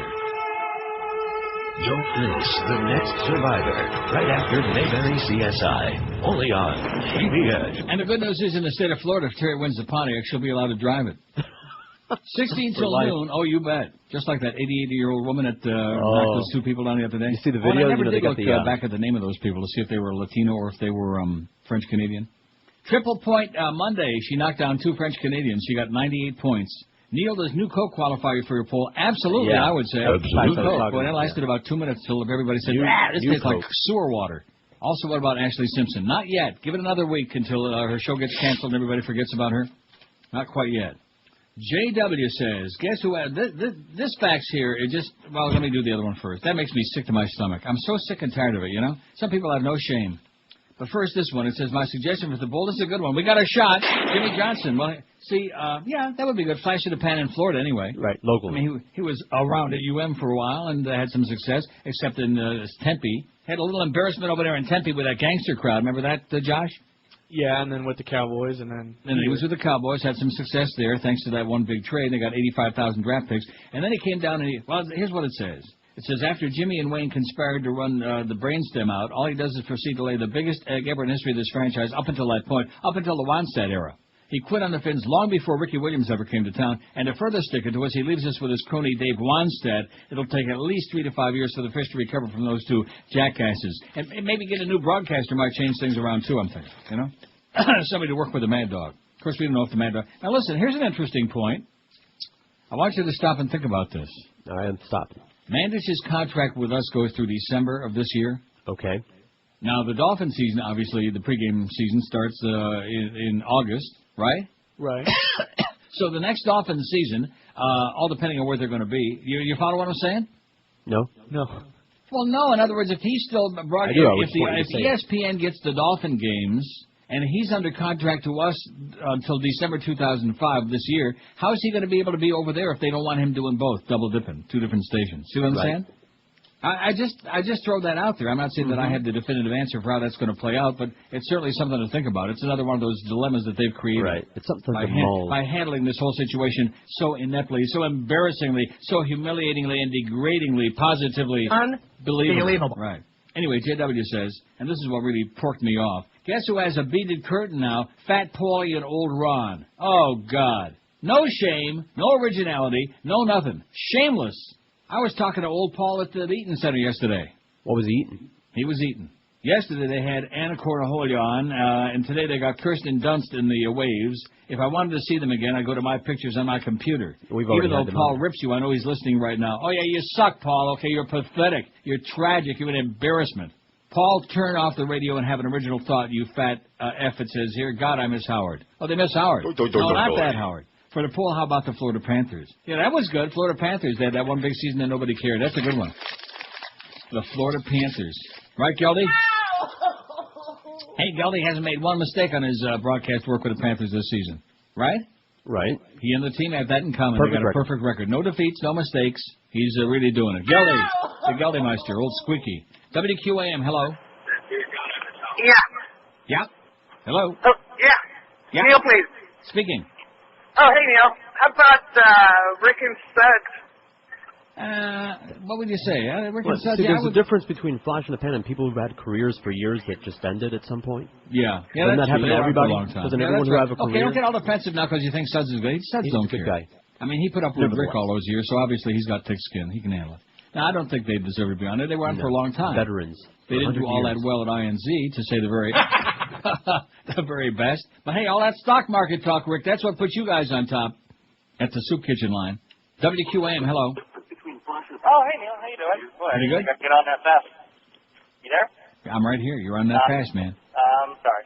I heard you talking about the Mad Dog, and, if they let him go and let him off the top of the broadcast, it's just the stupidest thing I've ever heard. Right, all the way around. Even if he stays on QM, which I doubt, but even if he stayed with us, if the Dolphins and the other place are that petty that they would let him off, they don't realize that he's the selling point on. No matter who's doing a play-by-play, Mad Dog is the drawing point on those Dolphin broadcasts.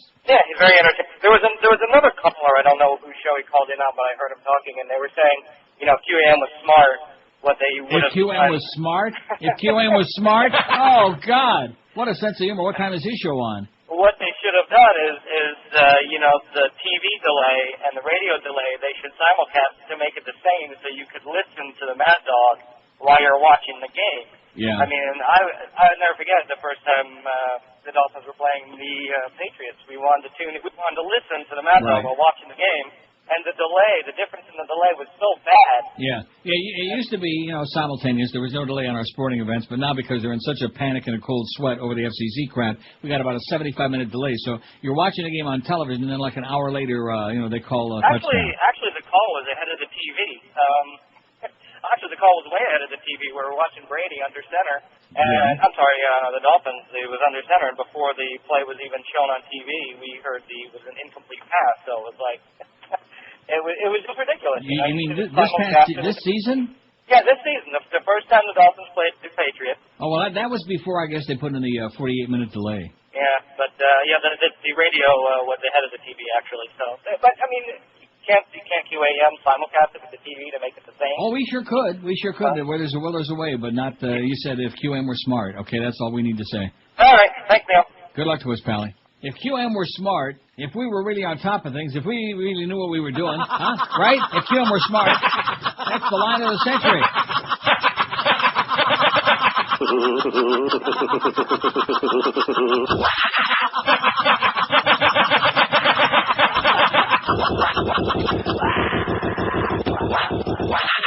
Yeah, my sentiments exactly. Wouldn't you agree? 8-track tapes. Oh, 8-track tapes is an excellent choice. That's perfect. That's exactly what we're thinking of for this pool today. Perfecto. How about, I don't know how we would say it, beta format on videotape? Beta tapes. Beta tapes. They know what that means.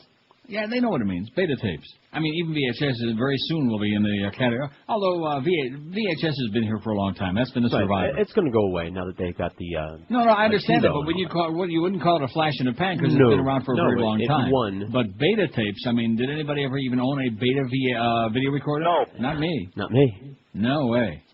64 for Howard Dean. We got a pretty good pull today, if I say so myself. The artist is a little slow catching on, I think, or maybe they were busy checking out Defoe's new schedule. Don't forget, Defoe on ESPN starts Monday, 7 to 10 p.m. next Monday. Let's give him a big send-off. What do you say, huh? All right. Hey, listen, we like to plug the competition. John Killer. We got some pretty stiff competition. That's why we like to plug them, because we know nobody's going to listen to them anyway. Who or what is the most disappointing flash in the pan is our poll question today. Howard Dean, 64. John Kerry. Hey, I got another flash in the pan for you. Okay. Speaking of radio, how about Greg? Oh! Grego. What was that, like 5 minutes? Was he on? He was on for about 2.5 minutes. You could have played Blueberry Hill once, and he was gone. He's going to set the world on fire down here. Yeah. John Kerry, 52. Scott Farrell, 35. Ross Perot, 17. Vanilla Ice, 17. Quentin Tarantino, 13.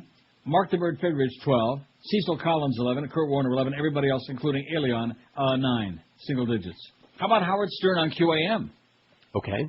You don't think so? You don't think that qualifies? Well, with the criteria we're using today, sure. Yeah, I think it qualifies. He was on for like 4 months. And bye-bye, Howie. We just, don't get me started. It's just such a mess, such a nightmare. Nobody could believe it. Anybody from like another planet would just not believe this. Anybody from like a real radio market would hear this story and say, oh, you got to be schmitting me, man. It's fiction. WQAM, hello. QAM. Now, what about Drew Michaels and, what was her name? Karen K. Drew Michaels, Karen K, and the Sheik. There's 3 for you right there. Got it? Yeah. There's Karen. And what about the Sheik of Araby? There we go. There's the Sheik. And who was the first one? Drew Michaels. Another break already? Yeah, that queen. That screamer. Okay, there's 3 more for your list. Wow. WQAM, hello. Hi. Yes, sir. Oh, I'm calling for Neil. You're speaking to him. Oh, hi, Neil. Okay, the first one is Ricky Martin, which somebody said. He's the Latin Vanilla Ice. Right. Second one, Junior Felix. Junior Felix, I remember him in right field. Exactly. And Get the the last honey, one, Junior. I remember those days. Get the money. And the last one, Bert Jr.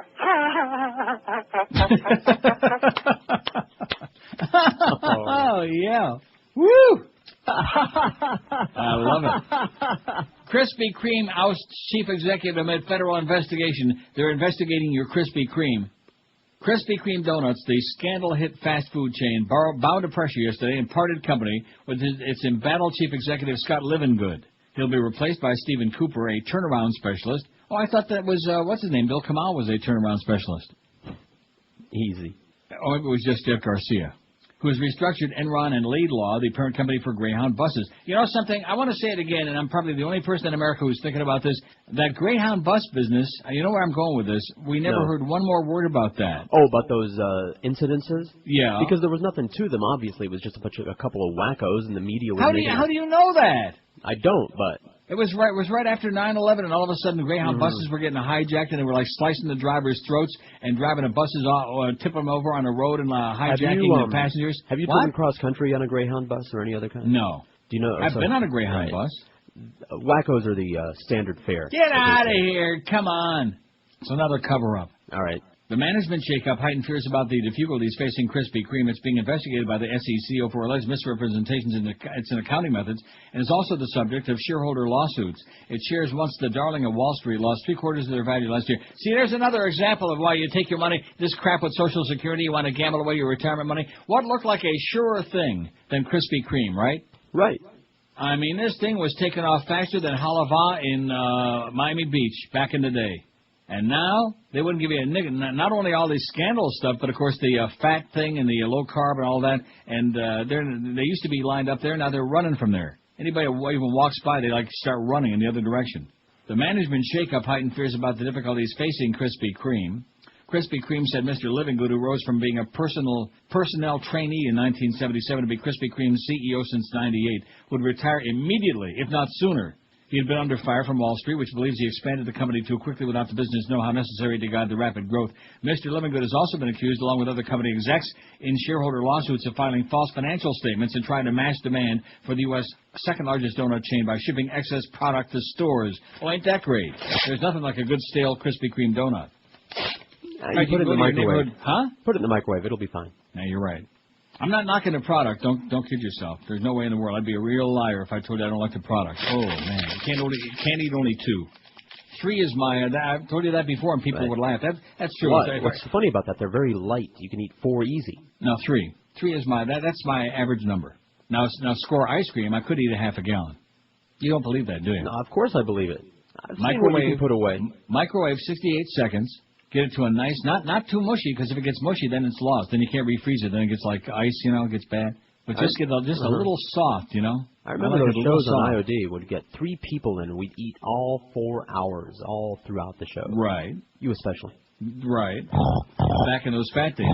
But nothing like at Zeta, boy. I told you, by 8:30, we'd already eaten 2 meals every time. Now, the Humper says he's going home, get on a treadmill. I haven't asked him yet about the weight thing, because far be it for me to start picking on people like Hank for, being fat, I mean, look at myself in the mirror, a fat tub.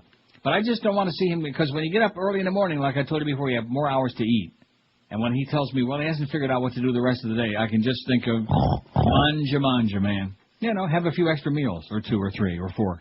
2 minutes till noon at 560 WQM. The main man, Anthony Caliendo at Acceptance Capital. Now, I did want to say this. He's just about everybody's main man. I put him number 2 on my list because after seeing that movie with Jared Leto, Naked, last night, Jared Leto is my main man. But everybody else's main man, Anthony Caliendo at Acceptance Capital Mortgage, says it's time for New Year's resolutions. Like most Americans, pay off your credit cards, lowering your debt, cutting your mortgage payments, pulling out cash. When in doubt, pull it out. And investing in real estate are at the top of your list. South Florida is one of the hottest real estate markets in the U.S., so why keep so much equity in your house or pay high interest rates? No need.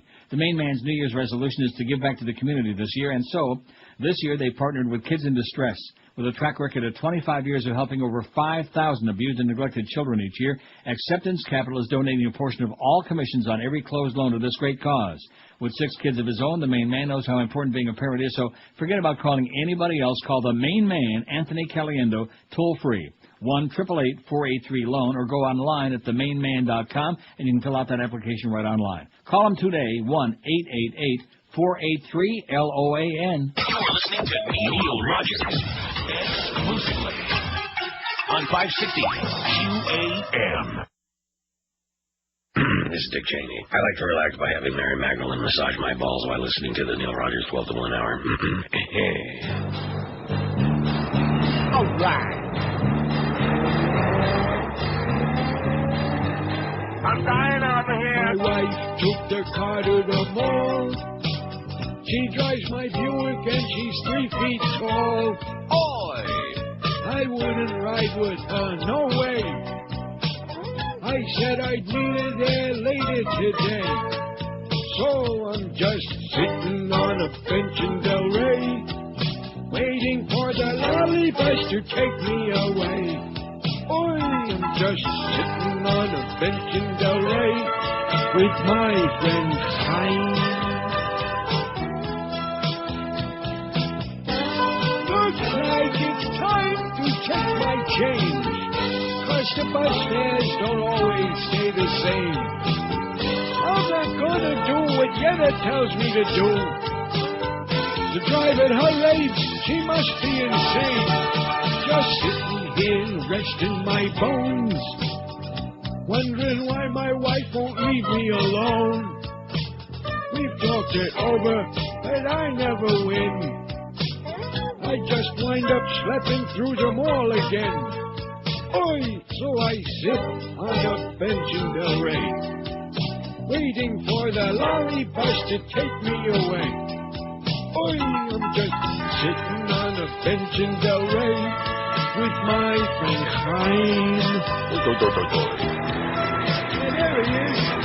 It's about damn time. I've been waiting here all damn day on this bench. Where the hell have you been? Hey, where the hell are you going? Come back, you schmuck.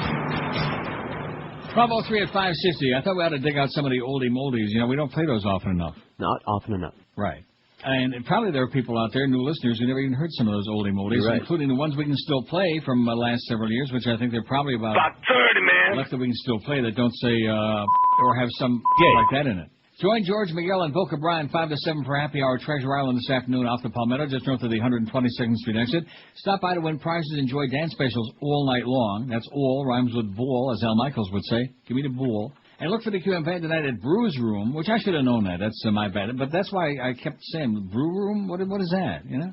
Who wrote this illiterate garbage? Stop by 8 to 10 at Brew's Room tonight. You'll see the QM van. They're located at 5466 West Apple Road in Margate. Stop by for Labatt Blue Hockey. $1.50 pints of blue until the lockout is over. Well, in other words, for the next couple of years. Labatt, as in Labatt Hockey Night in Canada, which used to be Molson Hockey Night in Canada, which right now ain't nothing except they show movies on Saturday. Isn't that something? That's something. Pretty Kind of sad. movie. Anyway, with that movie I saw, I wonder if anybody else has ever seen that movie, The Last of the High Kings, with Jared Leto. I bet you I'm the only person in this crowd that's ever seen that. It's not a good movie until like the last third, when they had that screw-in scene and everybody's stark naked. And then it's kind of interesting, you know? All right. No, seriously. And then everybody gets plastered. And 5 things, speaking of plastered, Johnny Russo can't refuse. I imagine he's probably been drinking. Leave the gun. Take the cannoli. It says The Godfather co-star and Palm Beach Visitor lists his faves. This is what paper is this from? Is it? Oh, the Palm Beach Post. I mean, would you say he was the co-star of the movie? What I know? He is one of the leastest of the characters, leastest Right. as opposed to the mostest. He was was in it. not much. He played Carlo. I don't care how many Dago, Guinea, what greaseball goombas come out of the woodwork. Not Carlo, but Carlo. He was Connie's husband. Anyway, it says Gianni Russo is probably best known as the Godfather's Carlo Rizzo, Don Corleone's sleazy son-in-law who beats up Connie and dies courtesy of a Garrett after crossing the family. Never he turned around. Oh, hi, Clemenza. What was his first name, Clemenza? Oh, jeez, why do you do this to me? Because I think when he turned around, he saw him in the back seat. He called him by his first name. Right. I don't remember. I know that sounds like really nitpicky and very minute, but us Godfather trivia people, we got to know like exact dialogue. What was Clemenza's first name? I mean, Tessio was Sal Tessio, right? Salvatore. Do we ever even know I'm Clemenza? across the room. What is it? I'm across the room looking for the book. Okay, just relax, okay? We got plenty of time here. Anyway, Carlo Rizzo, Don Corleone's sleazy son-in-law, beats up Connie and dies courtesy of Clemenza garroted him.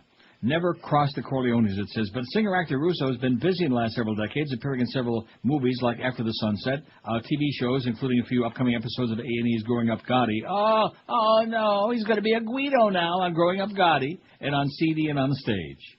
There are all these new things in my life, he says. I'm in my 60s, and I've had such a great life. I'm great physically. I'm well-fed. I love life and singing. I love that more than acting, reports Russo, who appears today at the Polo Lounge at Fort Lauderdale's Ramada Plaza Beach Resort Hotel in a collection of crooner classics called An Evening You Can't Refuse. I like that. An Evening You Can't Refuse. And if you do, bada bing.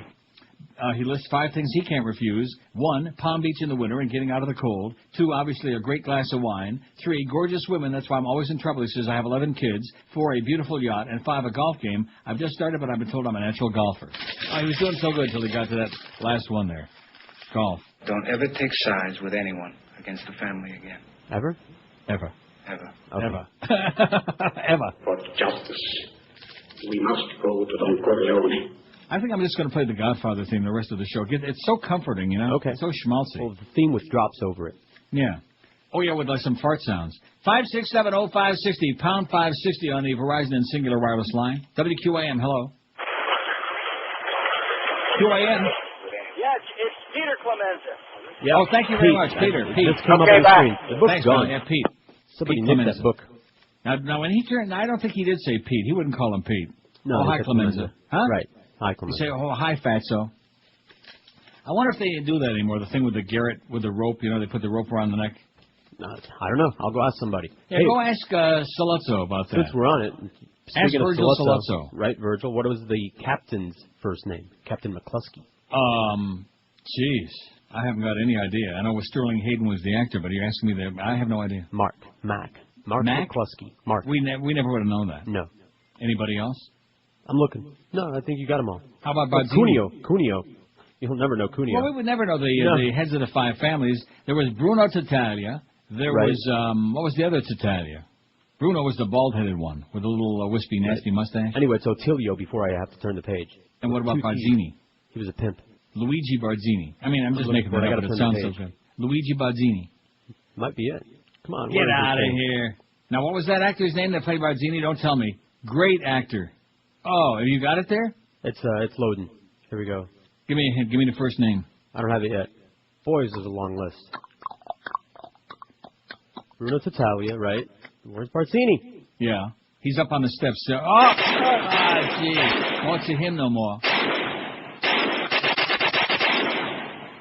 Richard Connie, by the way. Thanks, Hank. Oh, why did you say that? I said just give me the first name. You spoiled the whole came in thing and for said it, me, sorry. damn it. Did I just say, Josh, just give me the first name? Yeah, but I Hank came forgot. in and said it, so we thought we'd share it. Who said it? Hank. Oh, Hank said it. What's Hank still doing there? He's here. What's still doing there? Doing a little work. Yeah. It's noon and he's still there. He ought to be at the track right now. You kidding me? He's going to miss the first race. By the way, Hank, be sure and say hi to our good friend Phil Saltzman when you see him again. I mentioned Phil a couple of times on the air, the fact he was retiring after a long and illustrious career. A good guy. He is retired, and I guess he's not a Gulfstream either. Well, do you blame him? No. Oh, I'm so glad you're there. I want to ask you one thing. Who's Vic Stouffer got naked pictures of? Oh, boy, the worst. Yeah, can you believe he does the races? You know what gets me about him? He tells you what the horse is thinking during the race. Does he really? It takes a part of the horse's anatomy to know that. Yeah. Which part is that? I can't say Joyce was here. Oh, you can't say ass with Joyce around? So I won't ask you about it. No, but I don't know what the deal is, because he's so mediocre. He's a Tom Durkin wannabe, you know. He tries to do the Durkin style, you know, and he doesn't do it well. But how's he doing the races out in California? He does Hollywood Park. Right. So he not only, he's working for a Stronach track and a Churchill Downs track. That's amazing to me. And then he also works Northern California. He's got to have some naked pictures somewhere. And I'll tell you who I've really grown to like, which I didn't used to like him because I'm offended by that whole British accent thing, is Trevor Dedman. He's pretty Trevor's good. He's good. Reaching down and finding more. That's his favorite expression. Yeah, no, he is very good. And I never heard him make a mistake, ever. Because I have the racing channel here now. By the way, Philadelphia Park, post time for the first race coming up very soon. Oh, I got to get out of here.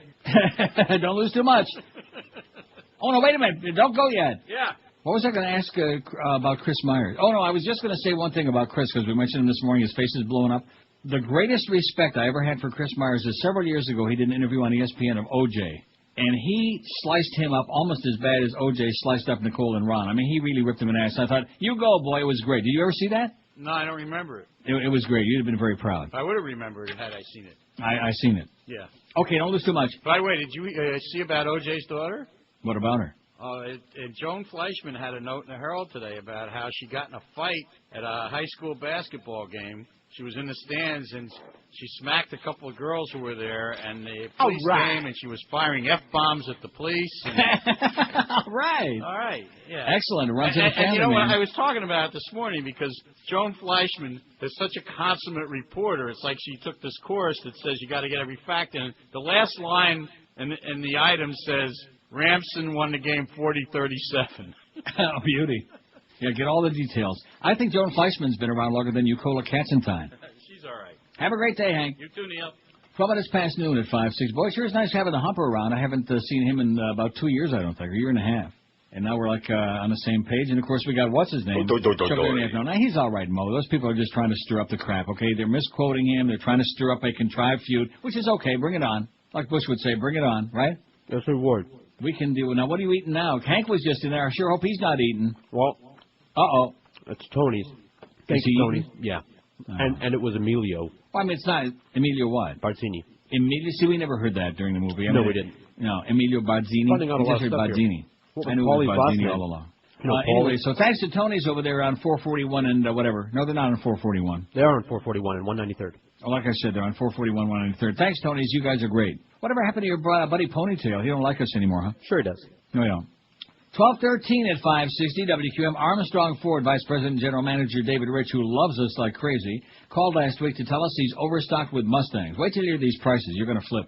He said Armstrong Ford will blow out these new 2005 six-cylinder Mustangs for as little as $17,900. That's a savings of over $3,500. Plus, I got a couple of 2004 models left, and get this, they'll let them go for just $12,499. Original MSRP was $18,660, which means you save over $5,600. It's unbelievable.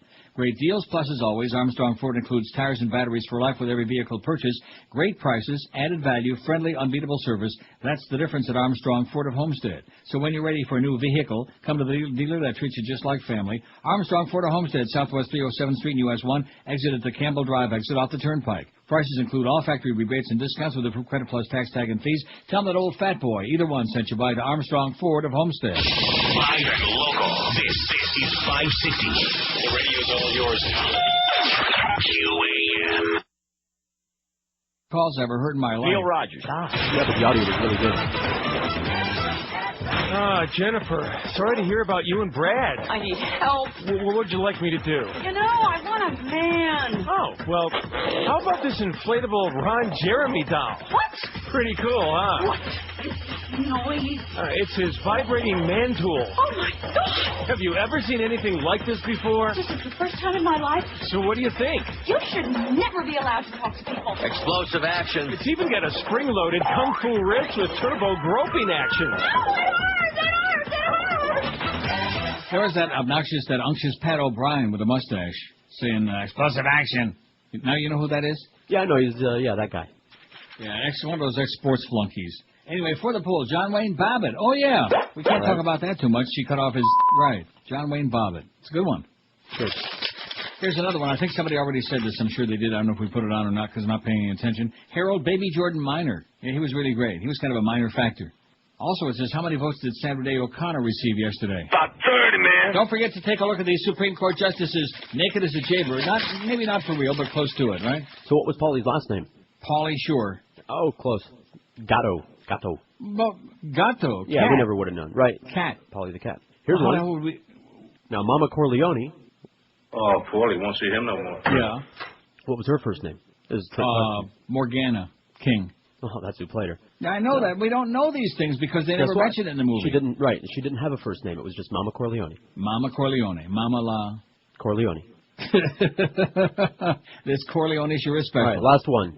Bonacera. Okay. Well, one thing about Mama Corleone. She was beautiful. She was young. She was innocent. Well, she was the greatest piece of ass I ever had, and I've had them all over the world. Oh! Yeah, no wonder they did that with the. And what was his name? We know. I mean, in the movie it was Jack Waltz. Jack Waltz. But what was the actor's name? He just died. John Marley.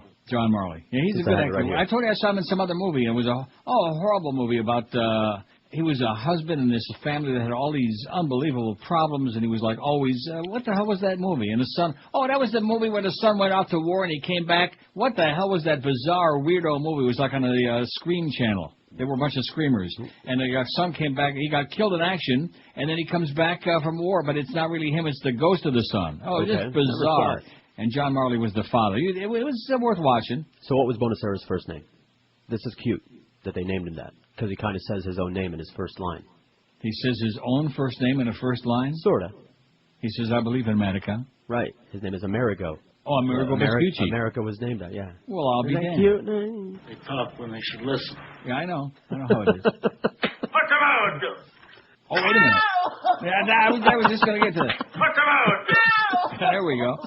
Oh, too bad Marlon Brando kicked off. He could have slapped Geldy around. You got to do something with him. There's no hockey season going on. Yeah, once we get started with The Godfather, we apologize. We just can't get off that thing. It's just infectious, infectious.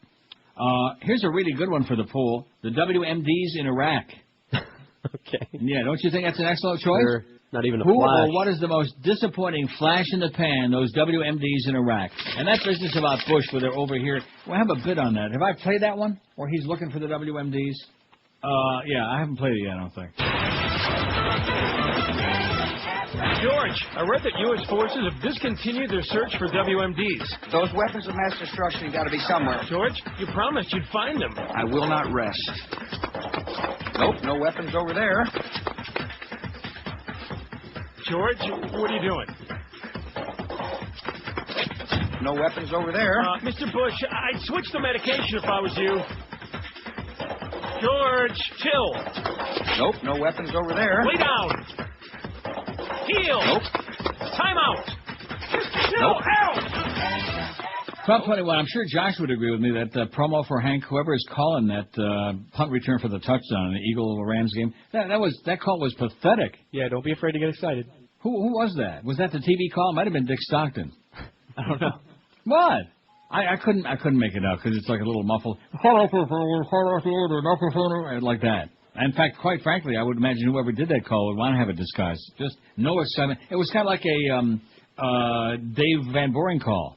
Up and away. You know, that was a great song by the Fifth Dimension, but it's not a very good home run call. Especially when you say it in kind of like a monotone like that. Up and away. It's a grand slam home run. You know, just terminal. He's bad. I'm going to rip him an ass all year long. Oh, you can't do that. Joyce will get upset. So that's good news. How come we didn't have the story about the Bookster maybe going to do the TV thing? That would be great. We love the Book a lot. Let's see exactly how many. No.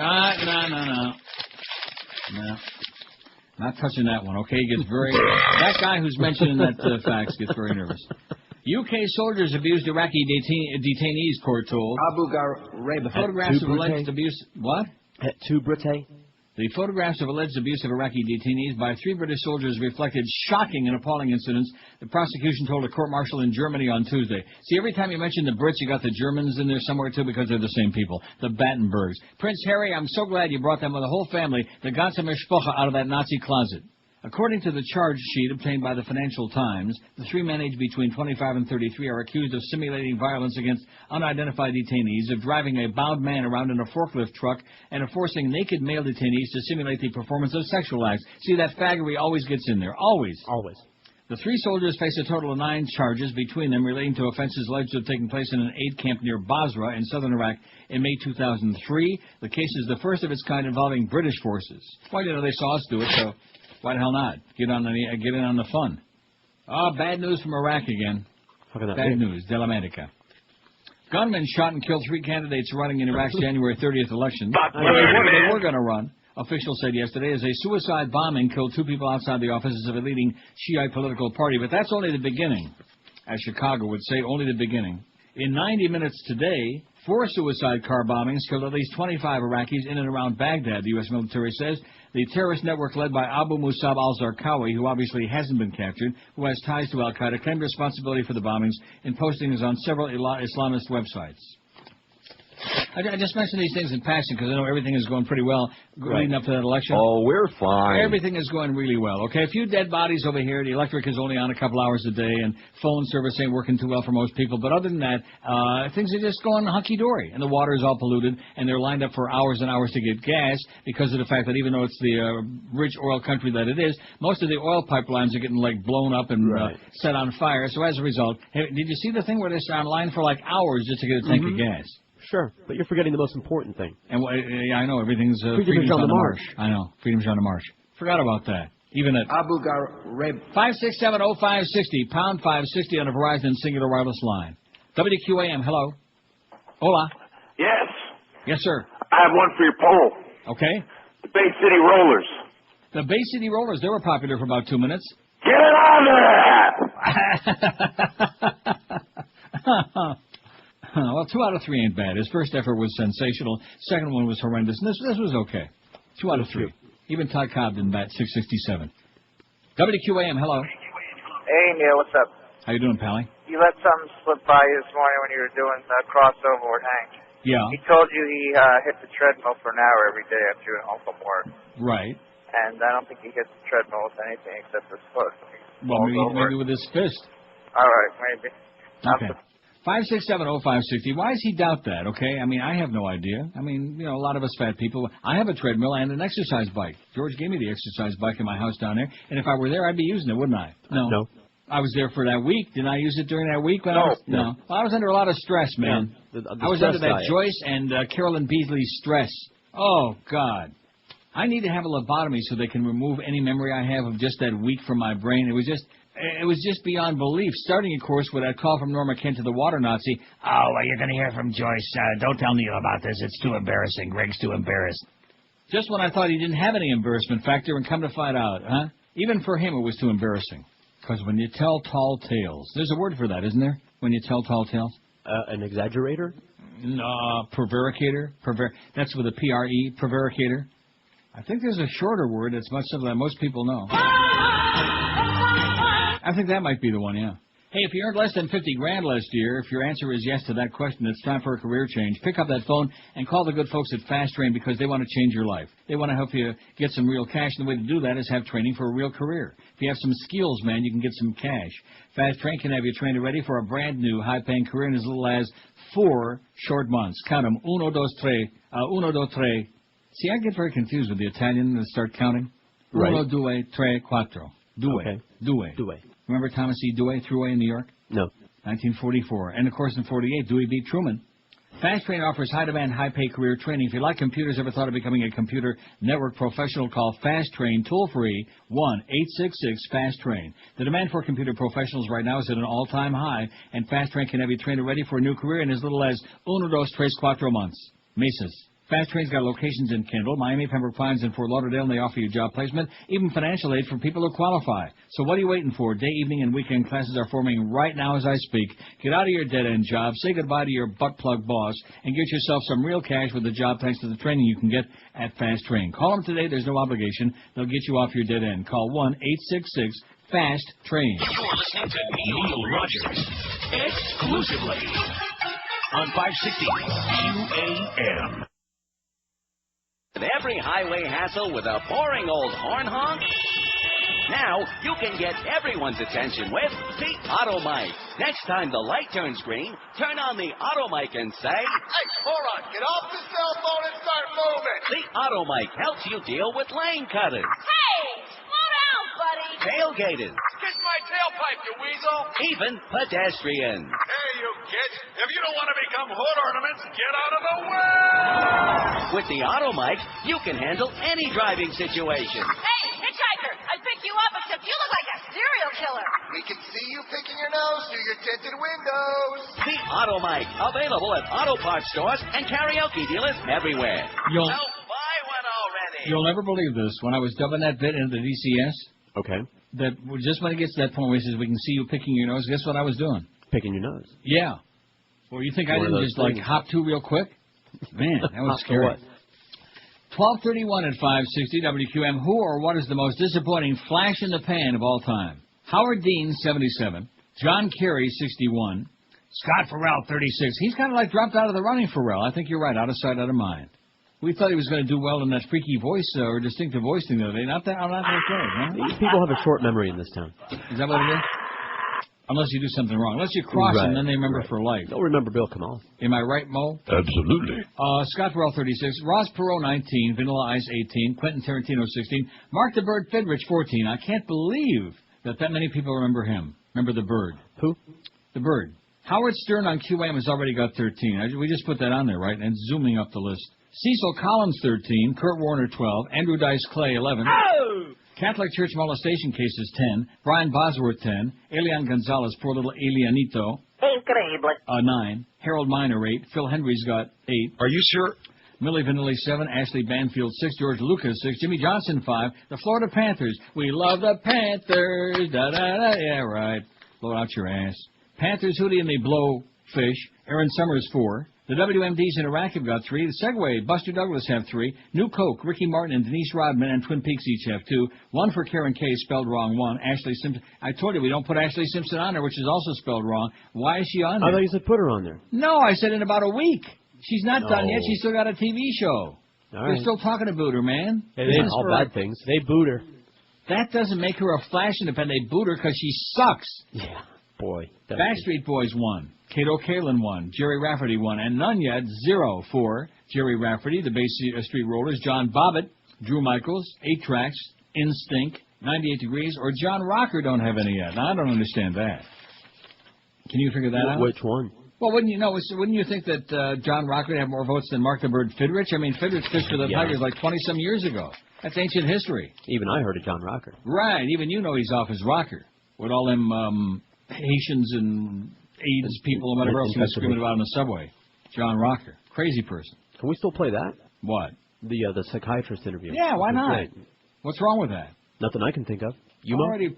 Oh, and we also got John, Lorraine, and Bobbitt, but I don't think we're playing that one. Well, he says she cut off my, and then he says the word, which is a bad word. Right. Oh, we got this, though. Hello, Mr. Rocker. How you doing there, queer boy? Excuse me? First up, sir, we will do the Rorschach test. I bet they love when you roll your tongue like that, all your boyfriends, huh? Excuse me there? Go ahead. The Rorschach test is ink blots, as they say in English. And I will show you these ink blots, and you will tell me the first thing that pops into your mind. Yeah. I'm looking. Okay. What do you think this is? Homo. And this? Lesbo. Okay, and this one? Infected Haitian. All right. How about this?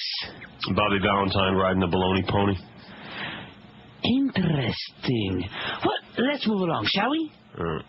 Let's try some word association. I'll say a word, and you tell me the first thing that pops into your head. Idiot. No, Mr. Rocker, we haven't started yet. All right, here we go. Dog. Anus. Cat. Microwave. The color blue. Queer. John, why don't we try waiting a moment before you respond? Jerk. Mr. Rocker, I only wish to be your friend. Yeah, why you got me on this couch, Doc? You, Mo? What? You fat boy? John, I'm a married man. Sure you are. What's your wife's name, Chuck? No, actually, it's Gladys. Yeah, you're Gladys. It ain't out that you're a fat boy. Come out of here. Woo! Why are you running? Stop running, John. John, are you a wild thing? Do you make my heart sing? I do agree with John Rocker on one thing, though. As soon as a cat and microwave, I like that association. That's what I think of. Don't you? Yuma? No, he'll be on at 4. 24 till 1 at QM. Now, here's that story I couldn't find before, but I found it. Just a couple of paragraphs. It's too depressing going on. Fat-ass Governor Jeb Bush yesterday unveiled a proposed $61.6 billion state spending plan that would cut taxes paid by Florida's wealthiest. Let me say it again. That would cut taxes paid by Florida's wealthiest while hitting students with higher tuition, cutting medical services to the state's neediest, and providing little new money for public schools. Nice going, Fat-ass Jeb. Oh, all right. I'm surprised. Yeah, it runs in the family, man. They're all heart. They're compassionate conservatives. Buoyed by a robust economy and a boost in post-hurricane tax collections from rebuilding efforts, the governor's proposal is $4 billion higher than the state budget approved by the legislature last spring and continues to add to Bush's tax-cutting legacy with a call for $285 million in tax relief, mostly for the wealthy as wealthy buddies, his bunk butt buddies, for the fat-ass governor. Same crap as his brother, man. At least the family's consistent. Just like his wife, the governor's smuggling wife, Columba. Right. Just like his psychotic kid that's doing wheelies in the parking lot, Sure. and the other kid that's banging his girlfriend in the shopping mall parking lot at 2:00 in the afternoon. Don't forget crack smoking. And of course, Noel. crack smoking. What's her name? Noel. Noel. That's right. The last Noel. WQAM. Hello. Neil God. Classy family, including Neil Bush. Yes, sir. I got Bernie Carrick and I got Ahmed Chalabi. Ahmed Chalabi. Two good ones. And I got Dick Vitale for the broadcaster. Yeah. And I got Mark McGuire for the sports fag. Yeah. And I got Barbara Boxer for the next mediator of the presidential debate. Okay, great, thanks. No, she's going to be the next president. She get my vote, Barbara Boxer, baby. Kick some ass, sweetheart. She's got a pair. Boy, she had Condoleezza just squirming there and getting like all red in the face. You couldn't tell her you're lazy, but take my word for it, she was getting all red in the puss. Right. It says the actor who played Jack Waltz was the father of in the movie. Oh, that's right. The father in the movie Love Story. How's your drink, Tom? Good. Why didn't you tell me you worked for Corleone, Tom? Jack Waltz. What was his name again? Oh, geez, I already left. You just had it. You just told it to me. He was in that movie with the kid that went out. The ghost came home from the war. John Marley. John Marley. That's right. His brother was probably Jacob Marley. Remember Scrooge and Marley? No, Bob Marley. Yeah. Oh, that's right. Bob Marley. That was his name. Where'd I get Jacob Marley? Bob Marley from Christmas Carol, right? Okay. And Lewis Carroll. And Alice Rantel in Wonderland. See, it all just like one big hodgepodge, man. All like jumbles in together, like a big hodgepodge. WQAM, hello. QAM.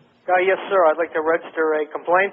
Go right ahead. I've been eating donuts for about 35 years, and a real donut has like a cakey-like substance to it. Right. A little bit of sugar or cinnamon on it. Those Krispy Kremes, those are perversions, and they're nasty, and I don't know why everyone likes them. I think they're fabulous. They're just too sugary and too gross, not too traditional. Sweet, yeah. Okay. I got a good solution for your problem. What's that? Don't eat them.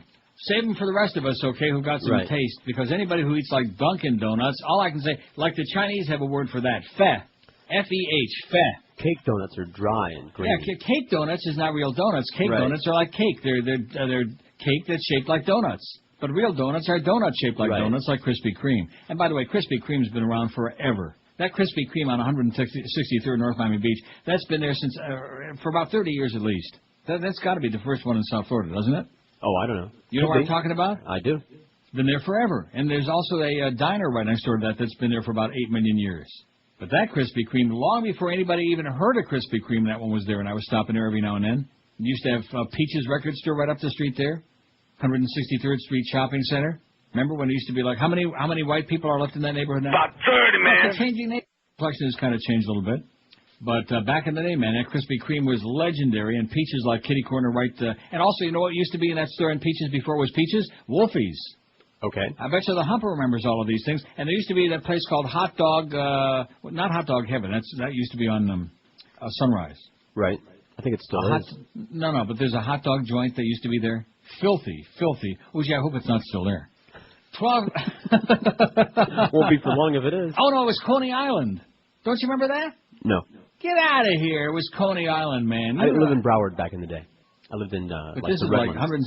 163rd is like right at the county line. I lived in the Redlands in Homestead, Leisure Oh, City, God. that area. I'm so when I sorry. was down here as a child. 19 to 1 at 560 WQM. The Emerald Coast wants you to have a great new year, and they're proud to announce that you can still enjoy Lobster Fest every Friday through Sunday at the Emerald Coast. They're Florida's #1 Asian gourmet buffet. That's not just my opinion. That's as rated by Zagat Restaurant Review, who knows their crap. In addition to Emerald Coast all-you-can-eat buffet, now you can enjoy succulent, juicy Maine lobster served Thermidor style. Start your mouth-watering experience with a choice of 6 different soups, then sample dozens of Oriental treats, including fried snapper in a Thai sweet and sour sauce, and an old favorite, whole-roasted duck and hoisin sauce. It doesn't say whose favorite that is, but it's an old favorite. Also enjoy their brand-new sushi bar featuring over 30 different items. About 30, man. And if you still have room after shoveling all of this good stuff down your puss, Emerald Coast out-of-this-world dessert bar now features tiramisu, ice cream with all your favorite toppings, and a brand-new, state-of-the-art chocolate fondue fountain. Just stand under it and let the chocolate just dribble down all over your body. Don't forget, the Emerald Coast promotes healthy living, too, because they don't use any MSG, no cornstarch, no crap. They cook only with the best ingredients, going even cholesterol-free canola oil. Emerald Coast, 3 locations for you. They're in Sunrise, Sunny Isles Beach, and Pembroke Pines. For a real feast anytime, this is the place to go. Emerald Coast. For reservations, call them at 954-572-3822. You're listening to Neil Rogers exclusively on 560 QAM. If my little guy was ever going to learn how to talk, he would just like make all those weird noises and cry and stuff. And one day, his first word, Your mother sucks socks that smell. that makes sense. Mama feeds you, right? She takes care of you. Then the second word was hell. I guess that's the word he probably heard most. His third word, I was kind of hoping it would be da-da, right? But it wasn't.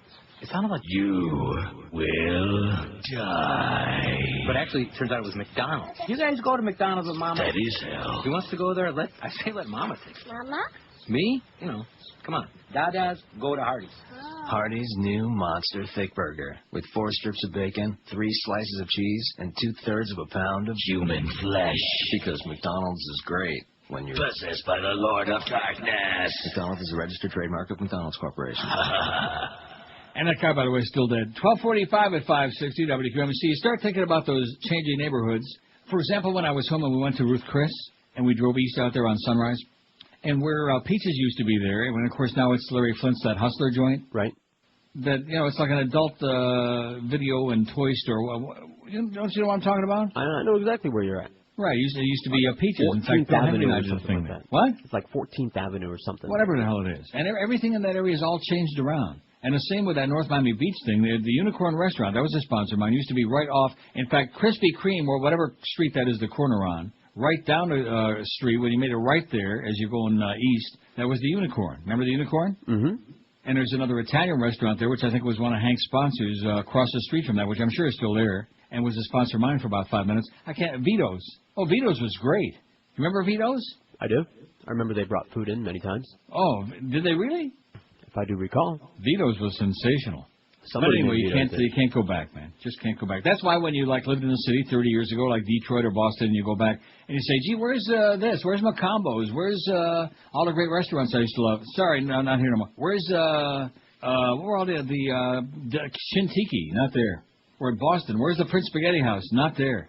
The only thing that's still in Boston, I don't think Joe and Nemo's is even still there, but they still got Brigham's ice cream. Man. You ever had Brigham's ice cream? Well, that's right. You've never been in Boston. No. Place you'd like a lot. Not in the wintertime, but in the summertime. They're great. Anyway, Rocco says, for your list, the XFL, excellent choice. The league that was going to take on the NFL. The only thing that did come out of this was the camera that glides above the field on wires. And don't forget, He Hate Me, a player who went on to the NFL and played for Carolina last year. He Hate Me. P.S. How about Skip Carey's announced it'll be remembered in 20 years? Borderline. Skip's good, and but not legendary. See, there's a difference. Right? Oh, Josh is not. You said he's laying out on this. He's still wounded over Joe Buck. He's just all bent out of shape over Joe Buck. Just ask Hank again tomorrow off the air. Engage him in a conversation. He'll tell you about Joe Buck. Rhymes with suck. That's right. Joe Buck is just a voice. That's all. Just a voice. A good voice. He's good. Good voice. He's what? He's good. He's okay. Okay. I'm not saying he's bad, but I was appalled in that Eagle game when the clock ran. I mentioned this the other day. I'll mention it again. How can you be the play-by-play guy in a game and not be aware of the fact that they're letting the clock run out? They complete a pass with no timeouts left, and there's like 6 seconds left in the clock, and the clock runs out, and they pass up the 3 short points. And it was like 10 seconds later, somebody must have poked him in the ribs. Oh, and of course, the Eagles, the clock runs out. He was oblivious. He's just not into the game enough, okay? He's just too, I don't know, he's kind of boring. Not as boring as the guy that called that punt return for the touchdown, that promo. I'd sure like to hear that. That was pathetic. Anyway, here's one from Keith and Bokie. He says the most disappointing flash in the pan was Brian Greasy. That's not what they're saying in Tampa. Look at the great year they had. That's right. Well, Brian Greasy, that's a good one. How's it going, Brian? Come on now. Let's see. Josh Hamilton was a bigger bust, it says. The first player taken in the draft by the Marlins, Josh Hamilton. I remember who the hell that was. Who was that? I remember Alexander Hamilton. I don't know. Remember Josh Hamilton? Maybe that was like the inaugural year or something, because I don't know. Get out of here. Josh Beckett was second. It had to be the same year. The inaugural year. Junior Felix, my ass. Well, if we're going to put the XFL in there, what about the WHA, the World Hockey Association? WHA. Got it? Good. So many flashes in the pan. There are few things that stick around greatness, man, forever. Oh, God. That's right, because you can't get rid of me. Virgin to offer gambling on those super jumbos. I talked yesterday about that new Airbus, the A380. Boy, did you see that on the news? Oh, all over the place. It's beautiful. That thing is huge, man. Woo! I can't wait to hop on one of those. Glenn in Miramar, our NRA guy. Oh, we haven't had a fax from Glenn in Miramar for about 400 years, have we? Remember Glenn in Miramar? Right. Always cranky, a little right-wingy, a little gun-toting lovey, but nevertheless, he's out there. He says, right, that's right, next to Krispy Kreme is the Ham and Eggery. That's right. Well, those two have both been there side by each for like 100 years. Also, I worked in Coney Island through high school and may have served you a Zion Kosher Frank or a Knish. I don't eat Knishes, but very likely a Zion Kosher Frank. A fellow named Godfrey worked there for 30 years. About 30, man. He was my neighbor, but I'm sure that place is gone. And boy, it was. I'm not sure. I'm sure it's filthy. Well, it was. Maybe it's still there and they cleaned it up. I can't believe we were never in there. Let's see. Charles in Deerfield Beach said you were right. Jacob Marley. Yeah, we had Jacob Marley. That's what I was talking about. You talked me out of it. Bob Marley. We know who Bob Marley is. Who's Jacob Marley? Oh. Yeah, man. Yeah, that's Bob Marley, the old Rastaman. Jacob Marley was Ebenezer Scrooge's partner in The Christmas Carol. Okay. Don't you remember Scrooge and Marley? That was the name of their business. Okay, that's right. Bob Marley. No, actually, Jacob Marley. I want to keep saying Bob Marley. Oh, no, Bob Cratchit. Cratchit. Bob Cratchit. That's why you sucked me in with that Bob stuff. Bob Cratchit. In fact, he was Tiny Tim's father. Remember Tiny Tim? Yes. No relation to Timmy from Passions. And both of them are still dead. So who's Jacob Marley? God bless one and all. What? Everyone. Who's Jacob Marley? Jacob Marley was Scrooge's business partner. Okay. Scrooge and Marley was the name of the business. When Scrooge was like, bad guy, until he finally got the light. The best Christmas Carol is the one with Alistair Sim. Have you ever seen that one? No argument. I've seen them all, so. Yeah, I've seen them all 50 times. Alistair Sim, he was great. WQAM, hello. Hello? Even if he was a Brit. Yes, sir. Neil? Yeah? 3 for the pool. 3. Uno, dos, tres. Uno, dos, tres. The Chupacabra, Kathy Willits, and the XFL. Oh! Okay, 2 out of 3 in back. We got the XFL. Okay, get out of here. Kathy Willits is good. Sure. Huh? And she was tremendously popular for about 2 minutes. Hey, Neil, it's true. I can have an orgasm just driving down I-95, but only if you're driving beside me. What a thought, man. Toulouse, France. High-paying passengers aboard Virgin Atlantic's Airbus Super Jumbos will be able to work out in the gym, get a makeover, gamble at a casino, and then head to the bar for some cocktails before easing into a double bed. Virgin boss Richard Branson made the announcement yesterday as he attended the official debut of the new A380 at Airbus headquarters in Toulouse, southern France. Toulouse-Lautrec.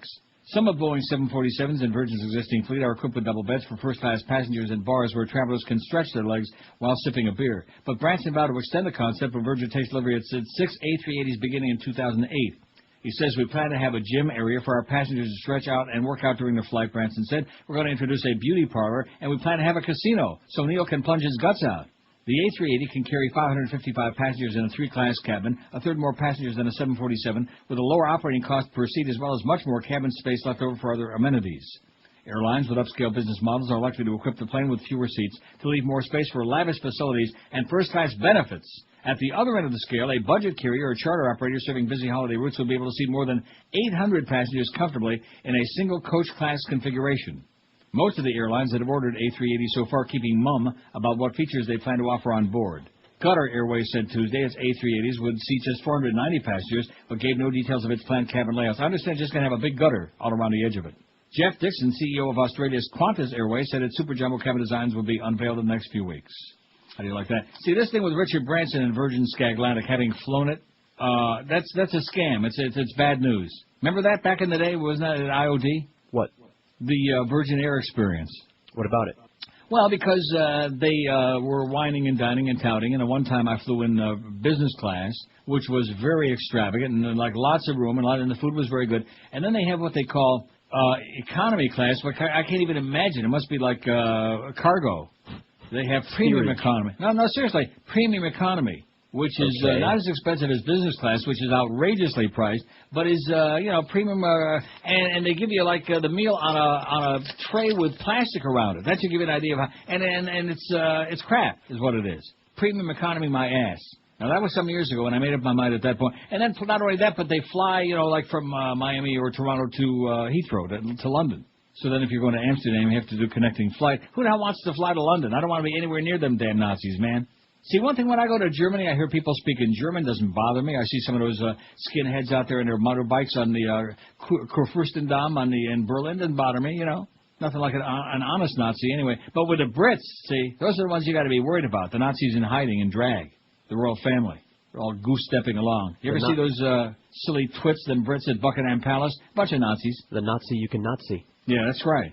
So just check them by their uniform, man, the Brits. Either they're wearing the kilts, which would tell you a lot, like Jeff Garcia, or they're like got those other outfits on it. It should tell you they're going to be goose-stepping any day at a street nearby your ass, especially if you happen to be like a Jew boy like me.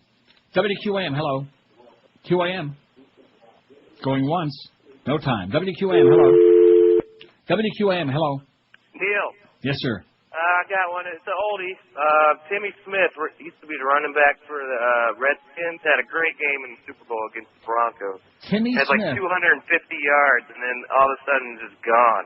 Okay, Timmy Smith, got it. Now, what about the quarterback for Tampa Bay when he won a Super Bowl 2 years ago? Brad We Johnson. talked about that the other day. What was his name? Brad Johnson. Brad Johnson. Anybody seen him lately? No. No, flash in the pan. Anybody seen Brad Johnson? I don't think so.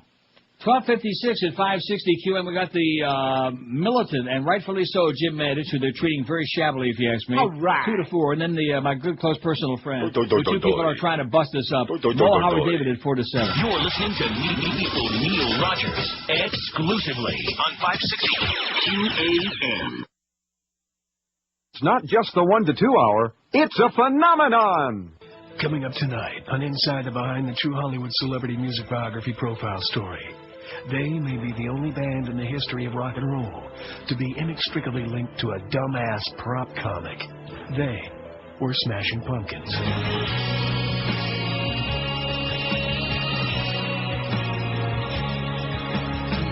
Those bastards! They got the whole concept of their band from me! It makes me so mad! Ah! You got me all wet.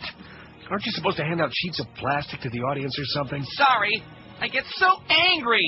Dipwad comedian Gallagher has been smashing fruits and vegetables on stage since people were stupid enough to pay to see crap like that. So I'm doing a show, and this guy Billy Corgan comes to see me. And I'm smashing pumpkins all freaking night. I'm smashing pumpkins like there's no tomorrow. I'm smashing pumpkins up your butt is what I'm doing. Did I mention this guy Gallagher was a total suckbag? And Billy Corgan finds me afterwards and he says, "Hey, great show, man. I really like what you're doing." And 2 weeks later, there's this band called Smashing Pumpkins, and I have to switch to watermelons. It was the beginning of the end. Inside the Behind was able to reach Billy Corgan for comment about Gallagher's accusations.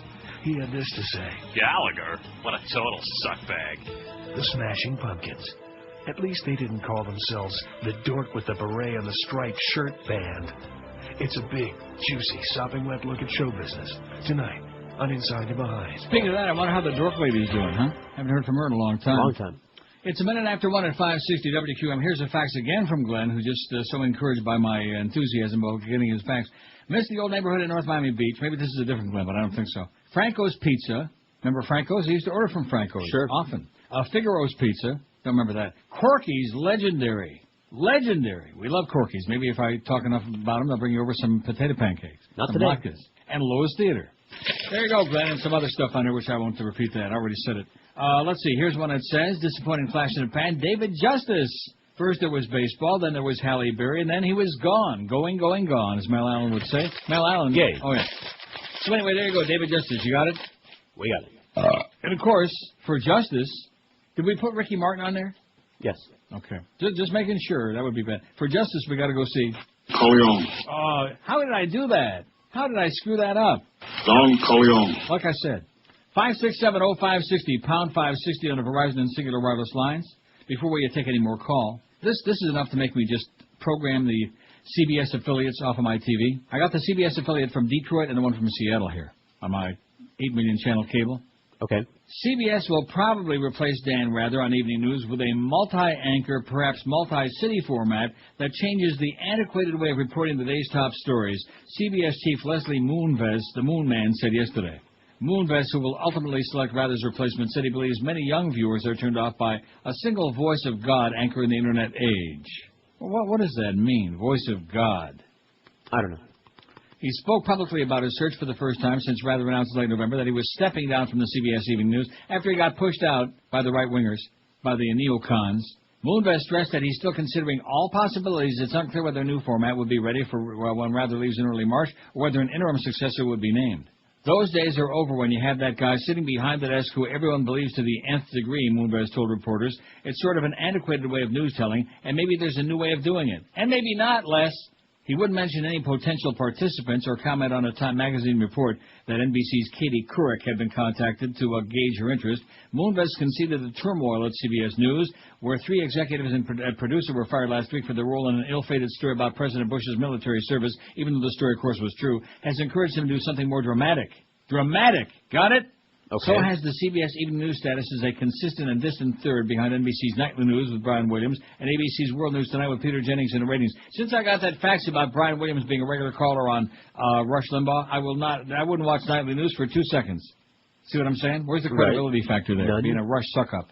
Moonves drew a parallel to the early show on CBS, which has seen ratings inch up since installing a 4-person team that includes his wife, Julie Chen. When others are successful with one format, it makes sense to do something different, he said. Nearly 30 million people watch the Evening News on one of the 3 networks on most nights, but many of them are older, like me, old farts like me. Young people tend to get their news in bits and pieces from the Internet and cable, like The Daily Show. Right? Right. We have to try to reinvent that, he said. One of the ways we're looking at it is making it younger and more relevant, something that younger people can relate to as opposed to that guy preaching from the mountaintop about what we should and should not watch. Asked twice, Moonves would not rule out a role on the Evening News for Comedy Central's Jon Stewart, whose The Daily Show skewers politicians and the news media each night. Moonves is co-chief executive of Viacom, which owns both CBS and Comedy Central. Except for a brief ill-fated pairing of Rather with Connie Chink in the 1990s, evening news programs have had a single anchor for more than 20 years. Anchor teams like Chet Huntley and David Brinkley are part of the Evening News lore. The only real example of multi-anchor format was when ABC News had Frank Reynolds, Peter Jennings, Max Robinson, and occasionally Baba Walter reporting from different cities from 1978 until Jennings took over alone in 1983 and I shut it off. He is so dry, man. He's drier than a drywall, drier than cement after sitting there for like 20 years in the cold. The idea also likely reflects dissatisfaction with Rather's presumed heirs at CBS, John Roberts or Scott Pelley, and an absence of big names willing to... See, this is just like the sportscaster thing I was trying to tell you about. Didn't I mention this yesterday, Josh? Yeah. Didn't I say the same thing with the news people and with the disc jockeys and with how many big-name personalities really have come along in the last few years? Not too many. Right. You got Rush Limbaugh, right? Yeah. No, seriously. I mean, he's huge. He's a big name. Yeah. Who else? What other news anchor on the networks, local, somebody? Give me something to grab sink my teeth into. Besides Jared Leto. Boy, he sure looked good in that movie, I'll tell you. You know what nobody's called? Because nobody saw that movie. The Last of the High Kings. It's not a good movie. I'm not encouraging you to go out and rent it and buy it and then blame me, okay?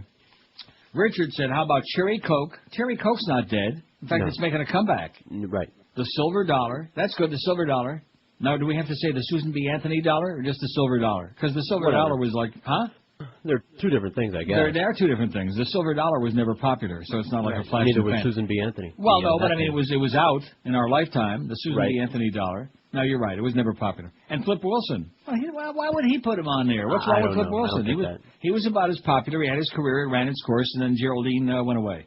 Dave says the Unicorn Village restaurant and Winn-Dixie behind Krispy Kreme were knocked down and replaced by a CVS drugstore. That's one fantastic piece of good news is that Eckerd's, which I despise Eckerd's, is being replaced by CVS, which is open 24/7. Right. And they're all over the place and putting Walgreens under a lot of pressure, too, I see. And they're clean and they got carpeting. Right. And even though it's like Blockbuster and Wayne Huizinga, and the same thing with Eckerd's and Jack Eckerd. Even though those two individuals had nothing to do with those businesses for quite many years, the fact of the matter is you were so turned off against both of them because of those individuals, even later you didn't want to shop there. Plus Eckerd's, of course, everybody had a coupon.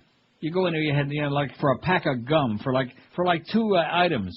And some jackass, some old bitch is standing in front of you, and she's got the paper open, and she's got her flyer open, she's got all these coupons, man, she's clipping this out, and then the woman's got to look in their flyer to see if the items are in there. Well, wait, That's let the me best look at part. my pictures. I'm not going to be taking them Oh, off. Jesus, God. It says the Vito's across the street closed down about 3 years ago, and a barbecue place was supposed to be open. They started and stopped refurbishing the place, and for last year there's been no work on the place. Oh, you know what else is like that? Which I didn't go over there when I was home. What was the ice cream place there with the drive-thru? Was it on 163rd Street? Lord, I don't know. Oh, yes, you do. They had a drive-thru. And then it turned into something else, and then it was something else after that. Was it a Bastard Robbins? It could have been. No. What the hell was it? You don't know what I'm talking about? Nope. As you're going east, okay, on the left-hand side, there was an ice cream place, and we used to talk about it all the time with a drive-thru. Oh. You don't know what I'm talking about? No. It was great. Somebody It's will. gone. It says now the Coney Island is a laundry. The Baskin Robbins, was a hamburger place and then a barbecue place, and now it's a Chicken Unlimited and still looks empty, says Dave. Thank you, Dave, for the bad news. You see, you can't go back. You can't go, you old turds living in the past. But you know something? Even George would admit that there was a lot better places then. Sure. I mean, what do we got now? Pop had, Coney Island. Look what we got. WQAM, hello. Neil, Yes, sir. love your show, man. What's not Hey, to like? I didn't get to hear the whole question, but it just sounds Here's the like you're question. talking Okay, about. let me give you the whole question. Okay. That's with a W. Who or what is the most disappointing flash in the pan? I would say, I don't know if you remember Captain Kendall? He used to ride up and down I-95 in a car carrying extra radiator hoses and belts. And Captain Kendall? No. Captain Kendall. He used to wear a cape and like a Superman suit, and he would rescue people on 95 years ago. Okay. That's the only one I could think of. Well, we'll throw his ass on there and see if anything hits it. I love your show, man. Thanks a lot, Pally. Bye. Captain Kendall, I remember that. I remember Captain Kirk, Captain Kangaroo. Never heard of Captain Kendall. No. So, does that mean we're not going to put it on there because we never heard of it? This guy heard of Captain Kendall. Maybe he was big for about a week, or about 5 minutes. WQAM, hello. QAM. Yeah, hi, Neil. Yes, sir. Neil, I called to, I didn't know if you had heard this. A friend of mine told me this at work. I couldn't believe it, and I went on to the CNN website to see if it was true, because he saw it on TV. Oh, my God. Okay. About a gay bomb. The Department of Defense had... Yeah, I had a story on yesterday, or 2 days ago. Okay. I wasn't listening, and he told me at work yesterday, and I just couldn't believe it. Oh, sure. Well, In I'm fact, not they material, wanted but to make a love bomb your that show. they wanted to make a bomb that was Blaming. really scared the crap out of you. Have a good great day, day, pal. Neil. Love you. See ya. See, I'm telling you, we don't miss too much. We don't miss much, man. I'm scouring those websites, and of course, 95% of what I get's off the internet. Occasionally, we get a story off the Sun Sentinel or the Herald, which again is off the internet because I'm not there. But like this one. Remember yesterday we had a story which I was shocked, and you were shocked because you lived there. It had the most polite cities in America. I'll tell you one thing. Not one of I them never could come lived in close Charleston. Not one of them could. Not one of them could come close to Toronto when it comes to polite.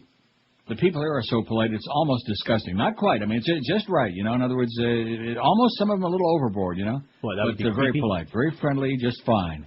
But Charleston, South Carolina won that thing for the 800th year in a row. Not that anybody wants to go there. But anyway, it says a Midwest etiquette maven is ranked Hollywood, Florida, the 7th most polite city in the nation. To which we say, oh yeah, sure. But an equally unscientific survey found if you mention that fact to somebody on the street, they're likely to laugh in your face rudely in Hollywood. Hollywood, said city resident Claude Vidal, maybe they're more polite than downtown Miami, but this is South Florida, not known for politeness. We've been to North Carolina. Those people are polite. Right. Come up to Toronto, Pally. We're polite. The city's ranking, the only one in Florida to make the top 10, was compiled by etiquette expert Marjabelle Young Stewart, who's been issuing the unofficial list for 28 years. She determines a city's politeness quotient by reading letters and faxes from the public. Oh, geez. Speaking from her home in Kewanee, Illinois on Monday, she said she got more than 25 letters extolling Hollywood, a city of more than 140,000. 2 of them were about wonderful weddings that were held, Stewart said in the letters. It's people who are proud. Mainly, it's such a healthy climate. It's a wonderful place to have guests come. A lot of people felt that the area of Florida really should be recognized. Those people apparently weren't on the street this week. Along the sidewalk cafes, businesses and park benches along Young Circle and Hollywood Boulevard, the majority of about a dozen people questioned said the city and South Florida in general should be recognized all right, but not for politeness. People are rude. People don't say, excuse me. They run you over with their shopping cart in the store. It's crazy, said Chris Serrato, owner of the Hollywood Ice Cream and Sandwich Shop on Hollywood Boulevard. Serrato said he's from New Jersey and thus no stranger to ill manners, but he was still shocked when exposed to the South Florida brand of cordiality. Mayor Mark Gulante, that's the one with the T-shirt band? Right. Yeah. Acknowledged the region isn't known for its open-handed friendliness. A lot of us were a little surprised that any place in South Florida would rank highly, she said. South Florida is not known for that kind of thing. Still, the listing is extremely good for the city and may even be noted in future city literature, the mayor said. It's all a bunch of bullcrap, okay? And especially when the frogs are there like right now, forget about it. Neil Rogers, exclusively. Let's do that one over again, Sean. Okay. I don't like the way that went. Try it again. You're listening to Neil Rogers, exclusively on 560. That was Lucas' fault. All right.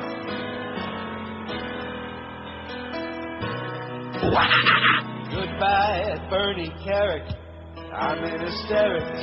We hardly got to know you, and if you ask me, that's quite okay, because you're bad and ugly and insane, yet have no problem getting laid. Oh, sure knows how to pick 'em. You were banging Judith Regan and a broad from Ecuador, and then you made her sleep on the floor. Absolutely. You don't deserve a damn thing, but this song I will sing, and that's awfully big of me. Too many wrongs with the Puerto Rican broad in the Bronx. Is that paint job dry on that Lexus at the chop shop? I'm sure the next one they choose for Homeland Security will be another pathetic slob. 118 at 560 WQAM. Let's see, who or what is the most disappointing flash in the pan? We got John Kerry, 84, and Howard Dean, 83. Scott Farrell's got 44. He just fell right off the edge of the table, you know? Beginning of this thing, he was right up there. He was in the lead. He was neck and neck, nose to nose. And he just petered out, kind of like his show did. Ross Perot, 24. Howard Stern on QM, 23. How many minutes was he on his station? About 30, man. Damn it. Vanilla Ice, 21. The WMDs in Iraq, those elusive WMDs. Remember the song Elusive Butterfly by Bob Lind? No. Good. The WMDs in Iraq sucked. In Iraq and Quentin Tarantino each have 16. Maybe Quentin's got them. Cecil Collins and Mark the Bird Fidrich, 15. Andrew Dice Clay, 14. Oh! Also the very pious Kurt Warner, 14. Phil Henry's got 13 votes. Are you sure? Harold Miner, a dozen. Elian Gonzalez, 12. Brian Bosworth, a dozen. The Catholic Church molestation cases, which was big news for about 10 minutes, 11. Jimmy's Johnson, 10. We got a shot, Jimmy. Millie Vanilli, 8. Segway, 7. George Lucas, 7. The Florida Panthers, we love them a lot. Ashley Simpson, Ricky Martin, Buster Douglas, Hootie and the Blowfish, Ashley Banfield, each have 6. The XFL, 5. New Coke, 5. Aaron Summers has 4. Twin Peaks, 3. Karen K, 2. Old John Rocker's got a pair. Cato Kalin, 2. Denise Rodman, 2. 1 apiece for Captain Kendall. Like I see, he must have voted for it. Well, no, you're laughing, but at least, see, unlike some of these people that call in something and then it has no votes, at least he voted for it. That's good. Yeah. Or someone else did. Otherwise, it's such a waste. Captain Kendall, Kathy Willits, maybe she was Captain Kendall. Bernie Carrick, Bay City Rollers, John Bobbitt, Backstreet Boys, Jerry Rafferty with 1, and no votes. See what I mean? The silver dollar. I thought we weren't putting a silver dollar on there, or it was never popular. Whatever. Whatever. Who cares? It's got the big... Oh! Dave Justice also has. Oh! Brad Johnson's got. Oh! WHA's got. Oh! Brian Greasy's got. Oh! Drew Michaels. Oh! 8-Tracks. Oh! And Stink has got. Oh! And 98 Degrees. Oh! Although Nick Lachey, he's hanging on by the bootstraps to Jessica. And now he's going to be on Ashley's show, and he's all over the place now. And like I said, the sad part of it is that about all those groups and all those no-talent little punks, he was the only one with talent. He really can sing. But nevertheless, who cares about that, right? Right. Well, whatever. Now, this story, I think you sent this to me a couple of days ago, and I never got around to it because it's very long, about this Kabbalah? Kabbalah? The great con exposed? It might have been me. Well, maybe I found it. Like I said, you didn't send this to me. I think I found it. No, I think you sent it. Using a secret camera, cancer patient Tony Donnelly went inside the Kabbalah Center in London to reveal an organization that charges £860 for dinner. A pound is almost $2. Healing water and some books in Aramaic. How do you like that? Oi! Not another bunch of... And this, of course, is the Madonna thing. Who else is into this? Britney now? Yeah, a lot of people. It's embarrassing. Oh, boy. This is the Jewish Scientology. And most of the people in it weren't Jewish in the first place. The surgeon at the Royal Marsden Hospital had warned me after I went under the knife for bladder cancer that the third month after the operation would be the most frustrating. I had gotten through the chemotherapy course, and the good news was I was still alive and kicking, but while nowhere near my original fitness, I was desperate for something exciting, anything to break me out of the boredom of convalescence. John Sweeney, the BBC reporter who knows me of old, had visited me at the hospital and knew that I had done covert camera work before. His call was like a tonic. This job, he explained, concerned a curious religious outfit called the Kabbalah Center, which claimed, among other things, that its Kabbalah water how do you say it? Kabbalah. That its Kabbalah water was blessed with miraculous powers of restoration and healing, and that its Zohar books, the core text of Kabbalah, which they marketed, did you good too. They operated from a £3.65 million property off Bond Street in central London, and names such as Madonna and Britney Spears were mentioned as supporters. Some people said the center helped people to understand ancient Jewish mysticism, but others who had been inside it called it a cult, and they are... Absolutely correct, sir. My task was to test its claim that the water and the books could help cure cancer. I was to play the wealthy businessman stricken with cancer, which was at least half true anyway. After picking up I'm not going to read this whole thing, it goes on for pages, but just a little bit to give you an idea what a bunch of shysters these people are. Fakers, like all the religious, man. They're fakers. After picking up my secret camera, I headed off to the London Kabbalah Center. On hearing of my cancer and that money was no problem, Miriam at reception filled me in. That's probably the same Miriam used to cut my hair at IOD. Miriam said, we had the Kabbalah water that has very strong healing powers. Would it help my cells? Oh, it's a very good possibility, she said. We have one girl who works here. Her mother used to have cancer, and she doesn't have it anymore because she drank the water. She comes here for Shabbat. There are a lot of connections you can do. The water is very, very good because it affects the cells. It cleanses the cells. She arranged the meeting that day for me with Chagai Schauster, but it should be Shyster, a senior figure in the center. See, when a guy that runs a place, his name is Shyster, that should tell you something right off the bat. Right, run. He told me he lived there and explained that his possessions would fit into one suitcase. He also didn't have money to buy clothes, but received gifts. He said that for at least 9 years he had only been given what he needed. He struck me as an intelligent man, but for his devotion to the Kabbalah Center would be holding down a worthwhile career in the outside world. We talked about my cancer. Shyster was very careful to stress that he wasn't promising miracles, but he said there were tools that could help, including the water and the Zohar, the Kabbalah books in Aramaic and Hebrew. You need to let go of what the doctors told you, he said. Drinking the water while meditating on the places that we have a problem with, the bladder, you say, will clean and strengthen those places. Also, you can put the water on your stomach as well. How much water will I need? In your situation right now, about 3 bottles a day to drink and to meditate and to scan the Zohar. There are a few items I'd like you to get right now in the bookstore that I'd like you to have if you want. Expecting money might raise its ugly head, I asked. The water's not a gift? No, nothing is a gift. The water's not a gift. The Zohar is not a gift, as you know. There is the water cost. A case of 12 boxes costs £45, $90, and the Zohar is £289, about $500. And the Shabbat meal is £26, £26, $50. And it goes on and on. It's another fakery, bunch of crap, man. All you gullible people out there that get sucked in and taken in with this garbage, man. The Jews and the Christians and the Muslims and the Scientologists and the Christian Scientists and the Mormons and the Kabbalists and all this crap. The Buddhists. Man. Why don't they just send us their money? You know, if you got so much Right. money to spread around to give away to a bunch of con artists, just send it to us. I guarantee they'll go to heaven or double their money back. Listen, you're going to get 45 virgins in my heaven. Forget about those 7, man. And they'll all look just like Carmela de Caesar. Ditchizati. Whatever you They'll want. Pick them all up. be We have like a your catalog. twin sisters, huh? We have a catalog. You can pick your own out. Right. The hell with that crap they're peddling. We got like 75 virgins for you waiting. Right, and you'll be really crispy, big up there. And Krispy Kreme donuts every day, as many as you want. You won't get any weight. You won't be, your soul won't get fat. It'll Ever heard of a fat twice soul? the size.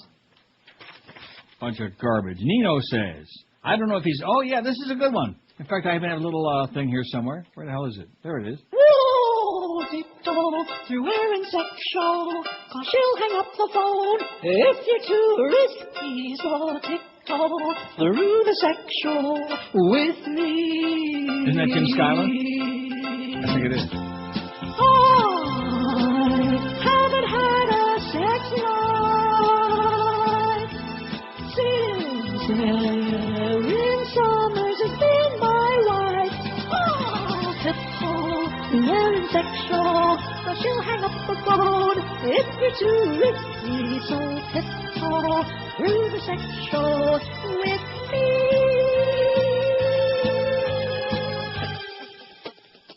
I got you there. I'm actually a lesbian. All right. That was Jim Schuyler, right? I guess. You don't know? I don't know. I'm sure that was him. Okay. Well, you really are slipping, man. I think What? it's too I many wasn't of here those when that Krispy thing Kremes. showed up. If you go back to those nice crappy donuts, the ones that Right. are like real cake. See, cake is cake. There's nothing wrong with a real good moist, like a chocolate killer cake or whatever that is. But cake is cake, and donuts are like a different product. Right. Donuts aren't supposed to be like cake. Okay? Cake? I still, it's being diabetic myself, and that so many ridiculous things in Godfather 3, and that was one of them, you know. Here's Michael, who isn't only just diabetic, but goes into diabetic comas, you know, and he's like eating cake and offering it to Kay, although it sounds like Kay. 27 after 1 at 560 WQM. Anyway, Tiny Tim, you got it on there? Yeah, we got it. Good. Tiny Tim. Didn't he die? Yes. Oh, let's hear it. Good. I never liked that hairdo. You know, IRS tax problems have got a way of ruining all aspects of your life. They take a toll on you financially, physically, and emotionally. You can never really forget about those IRS problems. You wake up every morning in a cold sweat. CPA Jimmy Buchwald and the Buchwald Tax Firm will help end those IRS problems forever and give you back peace of mind. And who doesn't want some peace of mind? Which is why other top CPA and law firms refer their clients to the Buchwald Tax Firm when they got problems with the IRS. Why not avoid potential criminal prosecution? Get all your unfiled tax returns prepared even if you lost all your records. Boca Brian. I told you it was not Jim Schuyler. Suppose you have an IRS lien, a wage levy, owe payroll taxes and penalties. Maybe you want to settle for thousands less than you owe. Need time to pay. Whatever your dilemma, baby, the Buchwald Tax Firm can help you out. They can get that IRS monkey right off your back. They offer a free initial consultation, affordable and guaranteed fees, and immediate relief from IRS harassment, if not sooner. And best of all, you don't have to go to those pain-in-the-ass meetings because the Buchwald Tax Firm handles all meetings with the IRS and discussions. You don't even have to be there. So call them today and get that monkey off your back once and for all. Call 954-575-2800. Whether you owe $10,000, $1 million, or anything in between IRS taxes, the Buchwald Tax Firm will get the job done for you. Call them today for that free consultation, 954-575-2800, or visit them on the web at irsfreedom.com and stop worrying about the IRS knocking down your front door like at about 3 a.m. or any other time. Call them today, 954-575-2800. You're listening to Neil Rogers exclusively on 560.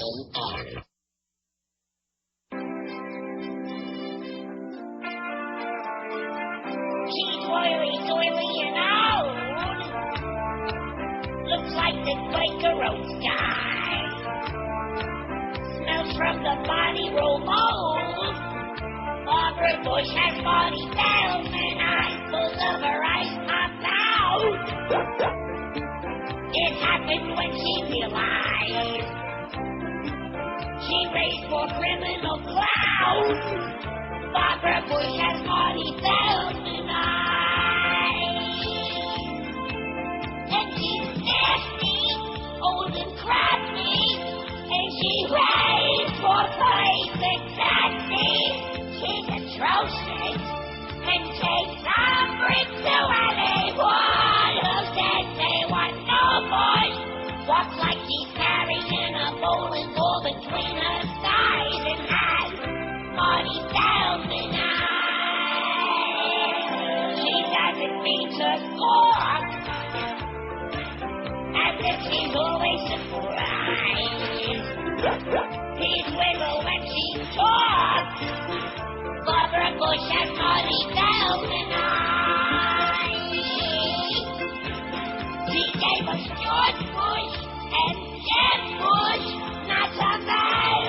seal and Robin Bush, filthy rich and fat, and smells just like the magic sauce on a big hat.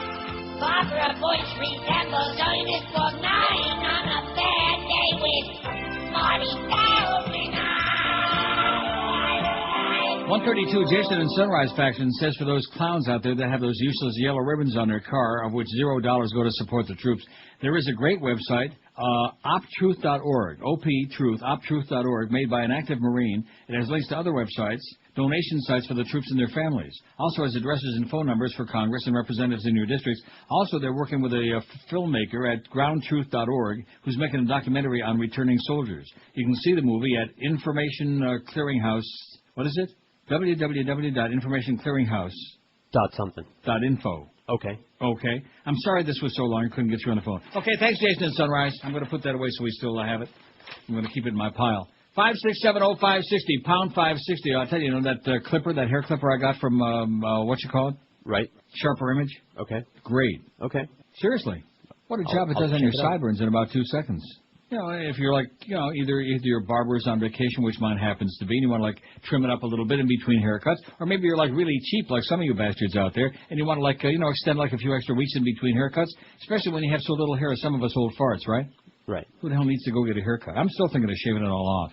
Might as well. I mean, it's good enough for Carmelo, why not for me? 5670560, it's good enough for Jared Leto. Boy, that movie was so bad. I'm embarrassed to admit, especially after going through that lecture about not sitting there watching TV just because somebody hot happens to be. But, there he was. You know, how the hell did I know there was going to be like a wild sex scene, naked scene late in the movie? Thank God. I mean, WQAM, hello. Yes, Neil. Yes, sir. Yeah, well, the restaurants on 163rd Street, right. Like they've been saying, most of them are gone. I know that Coney Island had a fire, and they reopened, and I guess they weren't the same, so they closed down after that. Probably burned all the damn knishes to pieces. That's probably true. Yeah. I know that the Franco's Pizza is still there. The Unicorn, they just tore that down not too long ago. They used to be like the Greyhound bus station there, and they built a CVS pharmacy there now. Right. And I guess Vito's across the street. They've been trying to build something there for a long time. Nothing's there. They haven't opened anything there, so. Yeah, it's a bad hood, man. Nobody wants to go into business there no more. Yeah, it's changed a lot. I've lived there my whole life. I'm just waiting for the day I can get out of here. Now, let me ask you, that was the Baskin Robbins with the drive-thru there, right, on 163rd? I've been trying to rack my brain on that. I don't remember a Baskin Robbins. I remember a Swenson's down the road and further down there, but no. I don't remember. No, that was on the other side of US 1. No, this was just when you come off the expressway on 163rd, and on the left-hand side as you're going east, there was a Baskin Robbins with a drive-thru. Believe you me, many a day after work, after a stressful day of work at IOD, driving up to Broward, I would pull off that exit. Yeah, I know there is a Baskin Robbins over there, but I don't remember the drive-thru. Definitely long gone. Okay, thanks a lot, Pally. You can't have a go good back. one, Neil. You too. Can't go back, baby. Can't turn the clock back. Oh, if only. That would be a good poll to take one day. What's that? Although it's kind of like what was your favorite, but no, it's different though. If you could turn the clock back and bring back one South Florida restaurant that's no longer in business, what would it be? Not a good poll? Okay. It's a poll. You don't think? It's fine. You don't sound like, Now, it wouldn't be the Clock Restaurant. I saw a Clock Restaurant. Where the hell did I see it? In Plantation somewhere, I believe. A Clock Restaurant. Can you believe that? I didn't think they were around anymore. No. They're okay. They're better than Denny's, George. I just mentioned that in passing. Just for reference for next time. I'll tell you what we don't have, I don't think, and I like it really a lot, is Perkins Pancake House. Do we have one of those? I haven't seen a Perkins in ages. Oh, come on the West Coast, in Tampa, Orlando. Yeah, maybe other areas. Why is it that so many of these damn good places are not in South Florida? We suck. Thank God for 2J's, man. Now, did you ever use your coupon and go there? No, not yet. Oh, Jesus. Hey, I'm telling you, you will love it. Trust me. I guarantee you. I'll bet you right now, Gary Sarner's life on it. That you'll rave about it. That you'll love it. How's that? Okay. Guaranteed. WQAM, hello. Neil? Yes, sir. Hi. On 163rd, remember Sandy's Drugs? No. It was right as you go halfway down where the road bends a little bit. It was Sandy's Drugs on the right, heading east. East of Peaches? East of Wolfie's? East of Wolfie's. No, before you that. You don't remember where Wolfie's used to be and then it became a Peaches? Right across from the 163rd Street Shopping Center. There was a big Wolfie's there, and then it became Peaches Record Store. All right, well, it was before that. Oh, wow. It was before that. And you remember the Pink Islands? The Pink Island? Oh, sure. That was what was that goofball's name? The designer? What was his name? Oh, I can't remember. They made a song about that too. They covered Crisco. That's it. Right. Crisco. They covered Crisco, who I heard used to use Crisco. They covered the islands in pink. Yeah, that was a big flash in the pan. Oh yeah, that was great. Yeah, the Pink Islands. That would be a good one for the pool. And speaking of coming off that 163rd Street and turning into Baskin Robbins after a stressful day, I used to do the same thing, but I would turn right, if you know what I mean. Across the street from Baskin Robbins. Oh, yeah, I sure do. Go there after a stressful I bet day. you used to run into Don Cox over there, too. I tried not to. Okay, have a great day, Pally. All right, you too. Yeah, he used to hang out over there. Well, he's dead anyway. It doesn't make any difference. He was just having a real party. Yeah. There you go. 5670560, pound 560 on the Verizon and Singular Wireless lines. Boy, we're living in the past, man. You're right. Mo is right.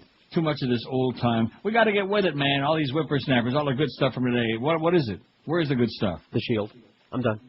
No, I'm not talking about. I'm talking about food places. I'm talking about restaurants. I'm talking about neighborhoods. Starlight I'm talking Diner. about stuff that, Before they, before they go under, before they become like one of those restaurants that was good and then, they go away. They're still good. It's got What was those that old-fashioned gourmet taste. diner what was it on 441? No.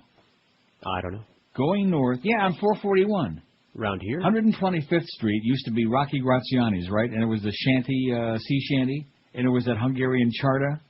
Well, anyway, why are we doing this? Okay, it's depressing. It's depressing. If I could turn the clock back and have one restaurant reopen in South Florida that I loved like crazy, and there were many good ones like the Studio and the Gables, it would be the Famous on Washington Avenue. I don't care what anybody says. Even the Goyim loved the Famous, man. It wasn't just a deli for Jews. It was for anybody with a healthy appetite.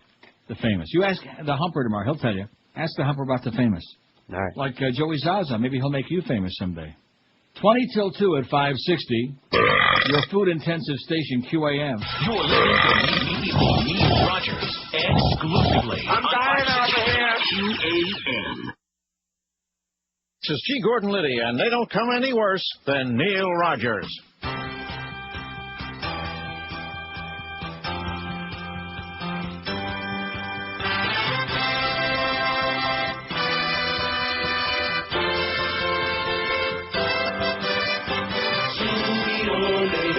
Soonie's gonna get you. Sooner or later, the Soonie's gonna get you.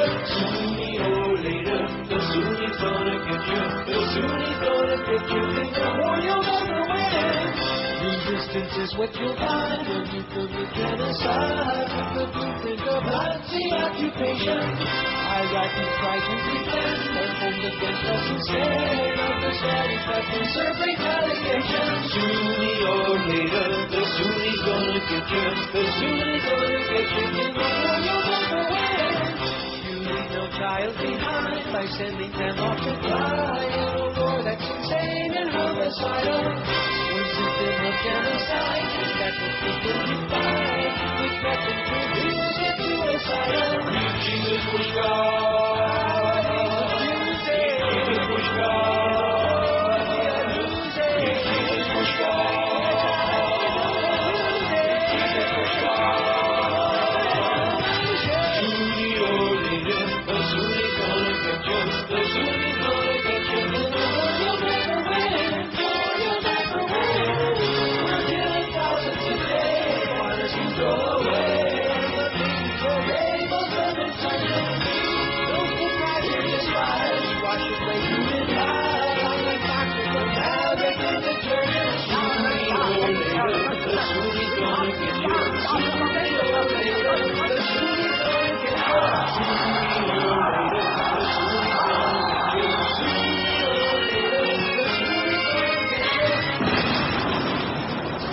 On that Hank promo that we had, I tried listening. I even taped it. I put it on cassette. Maybe I'll listen to it 8,000 times later.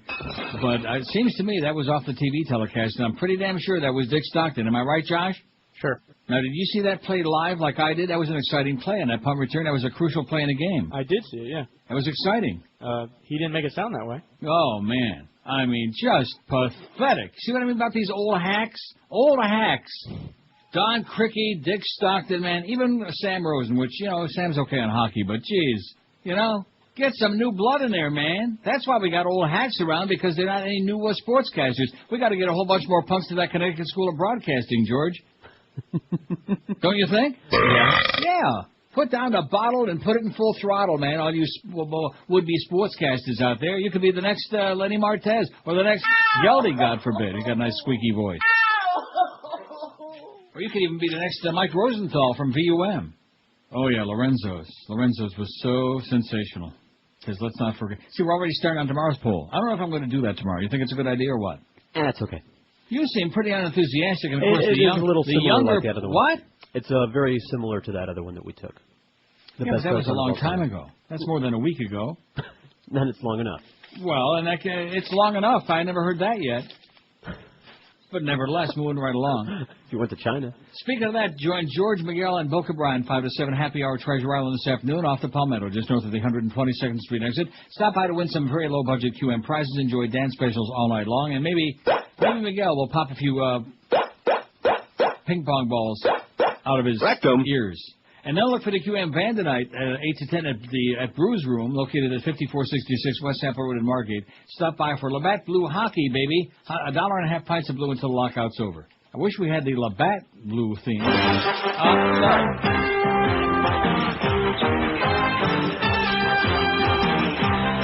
Molson Hockey Night Labatt on CBC. Not Molson, Labatt. Brought to you by Molson. No, by Labatt. X says it all. No, Labatt. By Ford of Canada, where quality is job one. It's working. By Imperial Oil and Esso Associates, proud to be one of the leading sponsors of youth hockey in Canada. And by Pepsi. Gotta have it.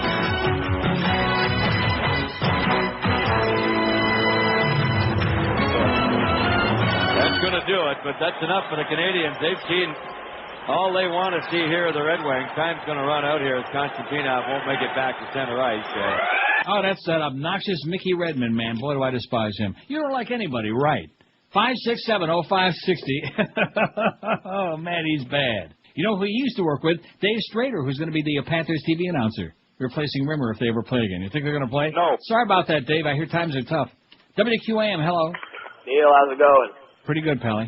The Baskin-Robbins was on 2nd Avenue. Right on 163rd. It was a drive-through. Absolutely, man. I used to drive through that thing like I get a 3-scoop hot fudge sundae on the way home, eat it right while I'm driving up the turnpike. And the clock is in Plantation. It's right on 441. Yeah, I saw that. You could have knocked me over with a feather. But that's not what I was calling. How about, here's one that the Marlin fans really like. How about Don Trell? There's a flash in the pan. Yeah. Started out like a house on fire. He can't get arrested. Whatever happened to him?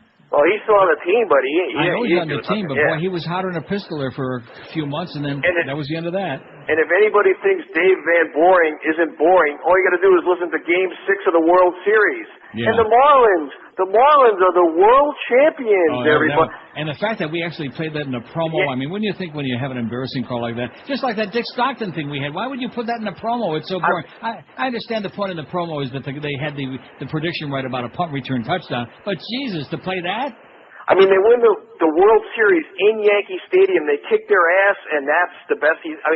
That's something where you get Mandich going crazy, you know? Right, like, exactly. What do you That's want, what we want. Right. And anyway, for Paul C., I know you're listening. Can I get the Toronto weather today?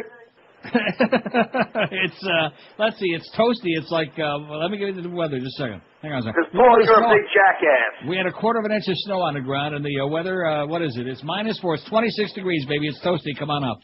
Yeah, it's murky, it's cloudy, but it's sure a lot warmer than yesterday. Man, it was brutal. It was -23 Celsius when I woke up, which I have no idea what that is, but damn cold is what it was. Man, am I complaining, though? No. No. Don't bother me. It's going to be all the way up to 28 Fahrenheit today. Is that bad? No. A little bit of snow flurry activity. The thing about this time of the year, no, seriously, the thing about this time of the year, I'd say we had about a 1/2 inch of snow overnight and this morning. And because the streets and the sidewalk are fairly, relatively speaking, although after yesterday you wouldn't think that they would be, you know. But for whatever reason, it didn't stick around too long. Who cares about that? Castronova, though, I know he's listening, like the guy says. He's going to be doing his beaded curtain tomorrow, and then he'll be doing the Toronto weather, and then he'll be doing, farting the same flavor that I did. The good news is it'll be stuff that we've already had. Then he'll be talking about how we miss all these great restaurants that used to be in town. Paul, get a life, okay? Get some material, you loser. Loser. Neil Rogers. Exclusively on 560 QAM. Hot. Jumped in a taxi cab. I said, driver, Central Park. He looked at me so quizzically, I could tell he was in the dark. So I acted out my park charade, and with my arms the trees I made. Nobody speaks English anymore. I went down to Miami Beach where the weather is nice and sunny. I walked into a liquor store, but the guy there talks real funny. I asked him for a pint of old Jim Beam. He says, "No entiendo." What does that mean? Nobody speaks English anymore. At the corner deli. Hell, I think I'm in Pakistan. Speak English, smelly. Or you can go back to Iraq.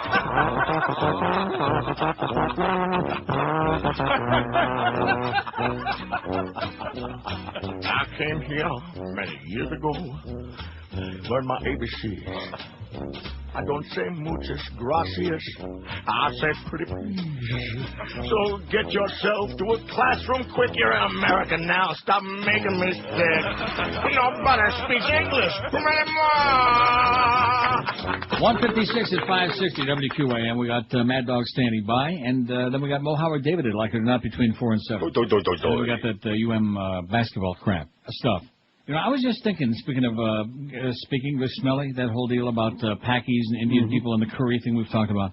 When you smell, for example, when you fart, I don't want to get too gross, Joyce, but when you fart, I mean, you can smell it. Sure, right now. now. Unless it's one of those very fragrant ones that, one of those benign ones. Right, no, this one's malicious. But one of those malignant ones, man, 99 times out of 100, you can smell the aroma. Now, and of course, if you're alone, you can smell it. But when you're with other people, you can smell it. But the bottom line is, you can smell it. Now, how come when you stink, whether it's either from too much curry for dinner or the last 20 years in your body, or because you haven't taken a bath in the last 20 years, whatever the reason being, if I can smell you, why can't you? You see what I'm saying? Why can't you smell yourself if you stink? You get used to it. That's a fact.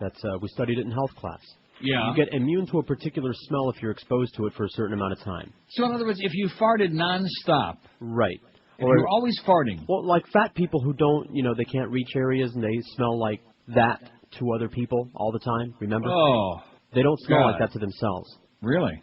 I've had the discussion with, rest in peace, my fat friend. Yeah. You walk into his house or he comes into your house and you say, "Hey, you smell like crap." Yeah. Like toe jam. And he'd be all offended. And I said, "Look, it's right, dude. I smelled it before you walked into the house." Mm-hmm. And he was, not aware of it. I once knew a fat guy. I don't want to mention any names because he would be known. But a fat guy, and he used to take cashmere bouquet, like talcum powder. Mm-hmm. Because he was so fat that his thighs would chafe, in the summertime when it's 180 degrees. Sure. And so he would take cashmere bouquet and smear it on it, and all that does is make it smell 1,000 times worse. Right? You follow what I'm saying? Oh, my God. Is it somehow that would, rather than bathing, rather than washing away that mung, whatever you'd like to call it. Effort. Oh, jeez. Cheese. Cheese. Here's a fax that says, about 25 years ago, I drove to Jackson Memorial with my dad for an appointment, or had to fast before my blood work. On the way back to Boca, we stopped off while still in Miami and found a place called Wolfie's.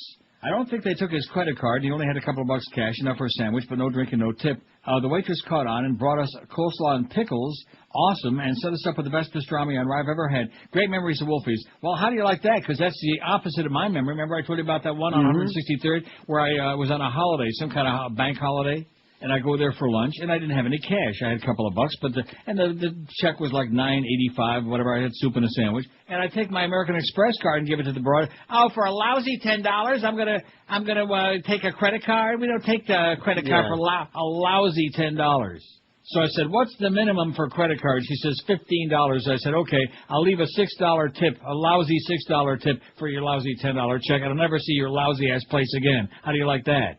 That was more likely the kind of story I heard at Wolfie's and Pumpernicks and some of those other old fart places, okay? Thank God they stole all the sweet and low. Although it wouldn't be bad to have one of those around anymore, right? Is there any? What did happen to that Pumpernicks Wolfie's in Hollywood? The one, gone. Long gone. And you want to know why? Customers were too damn polite. Bye, bye, bye!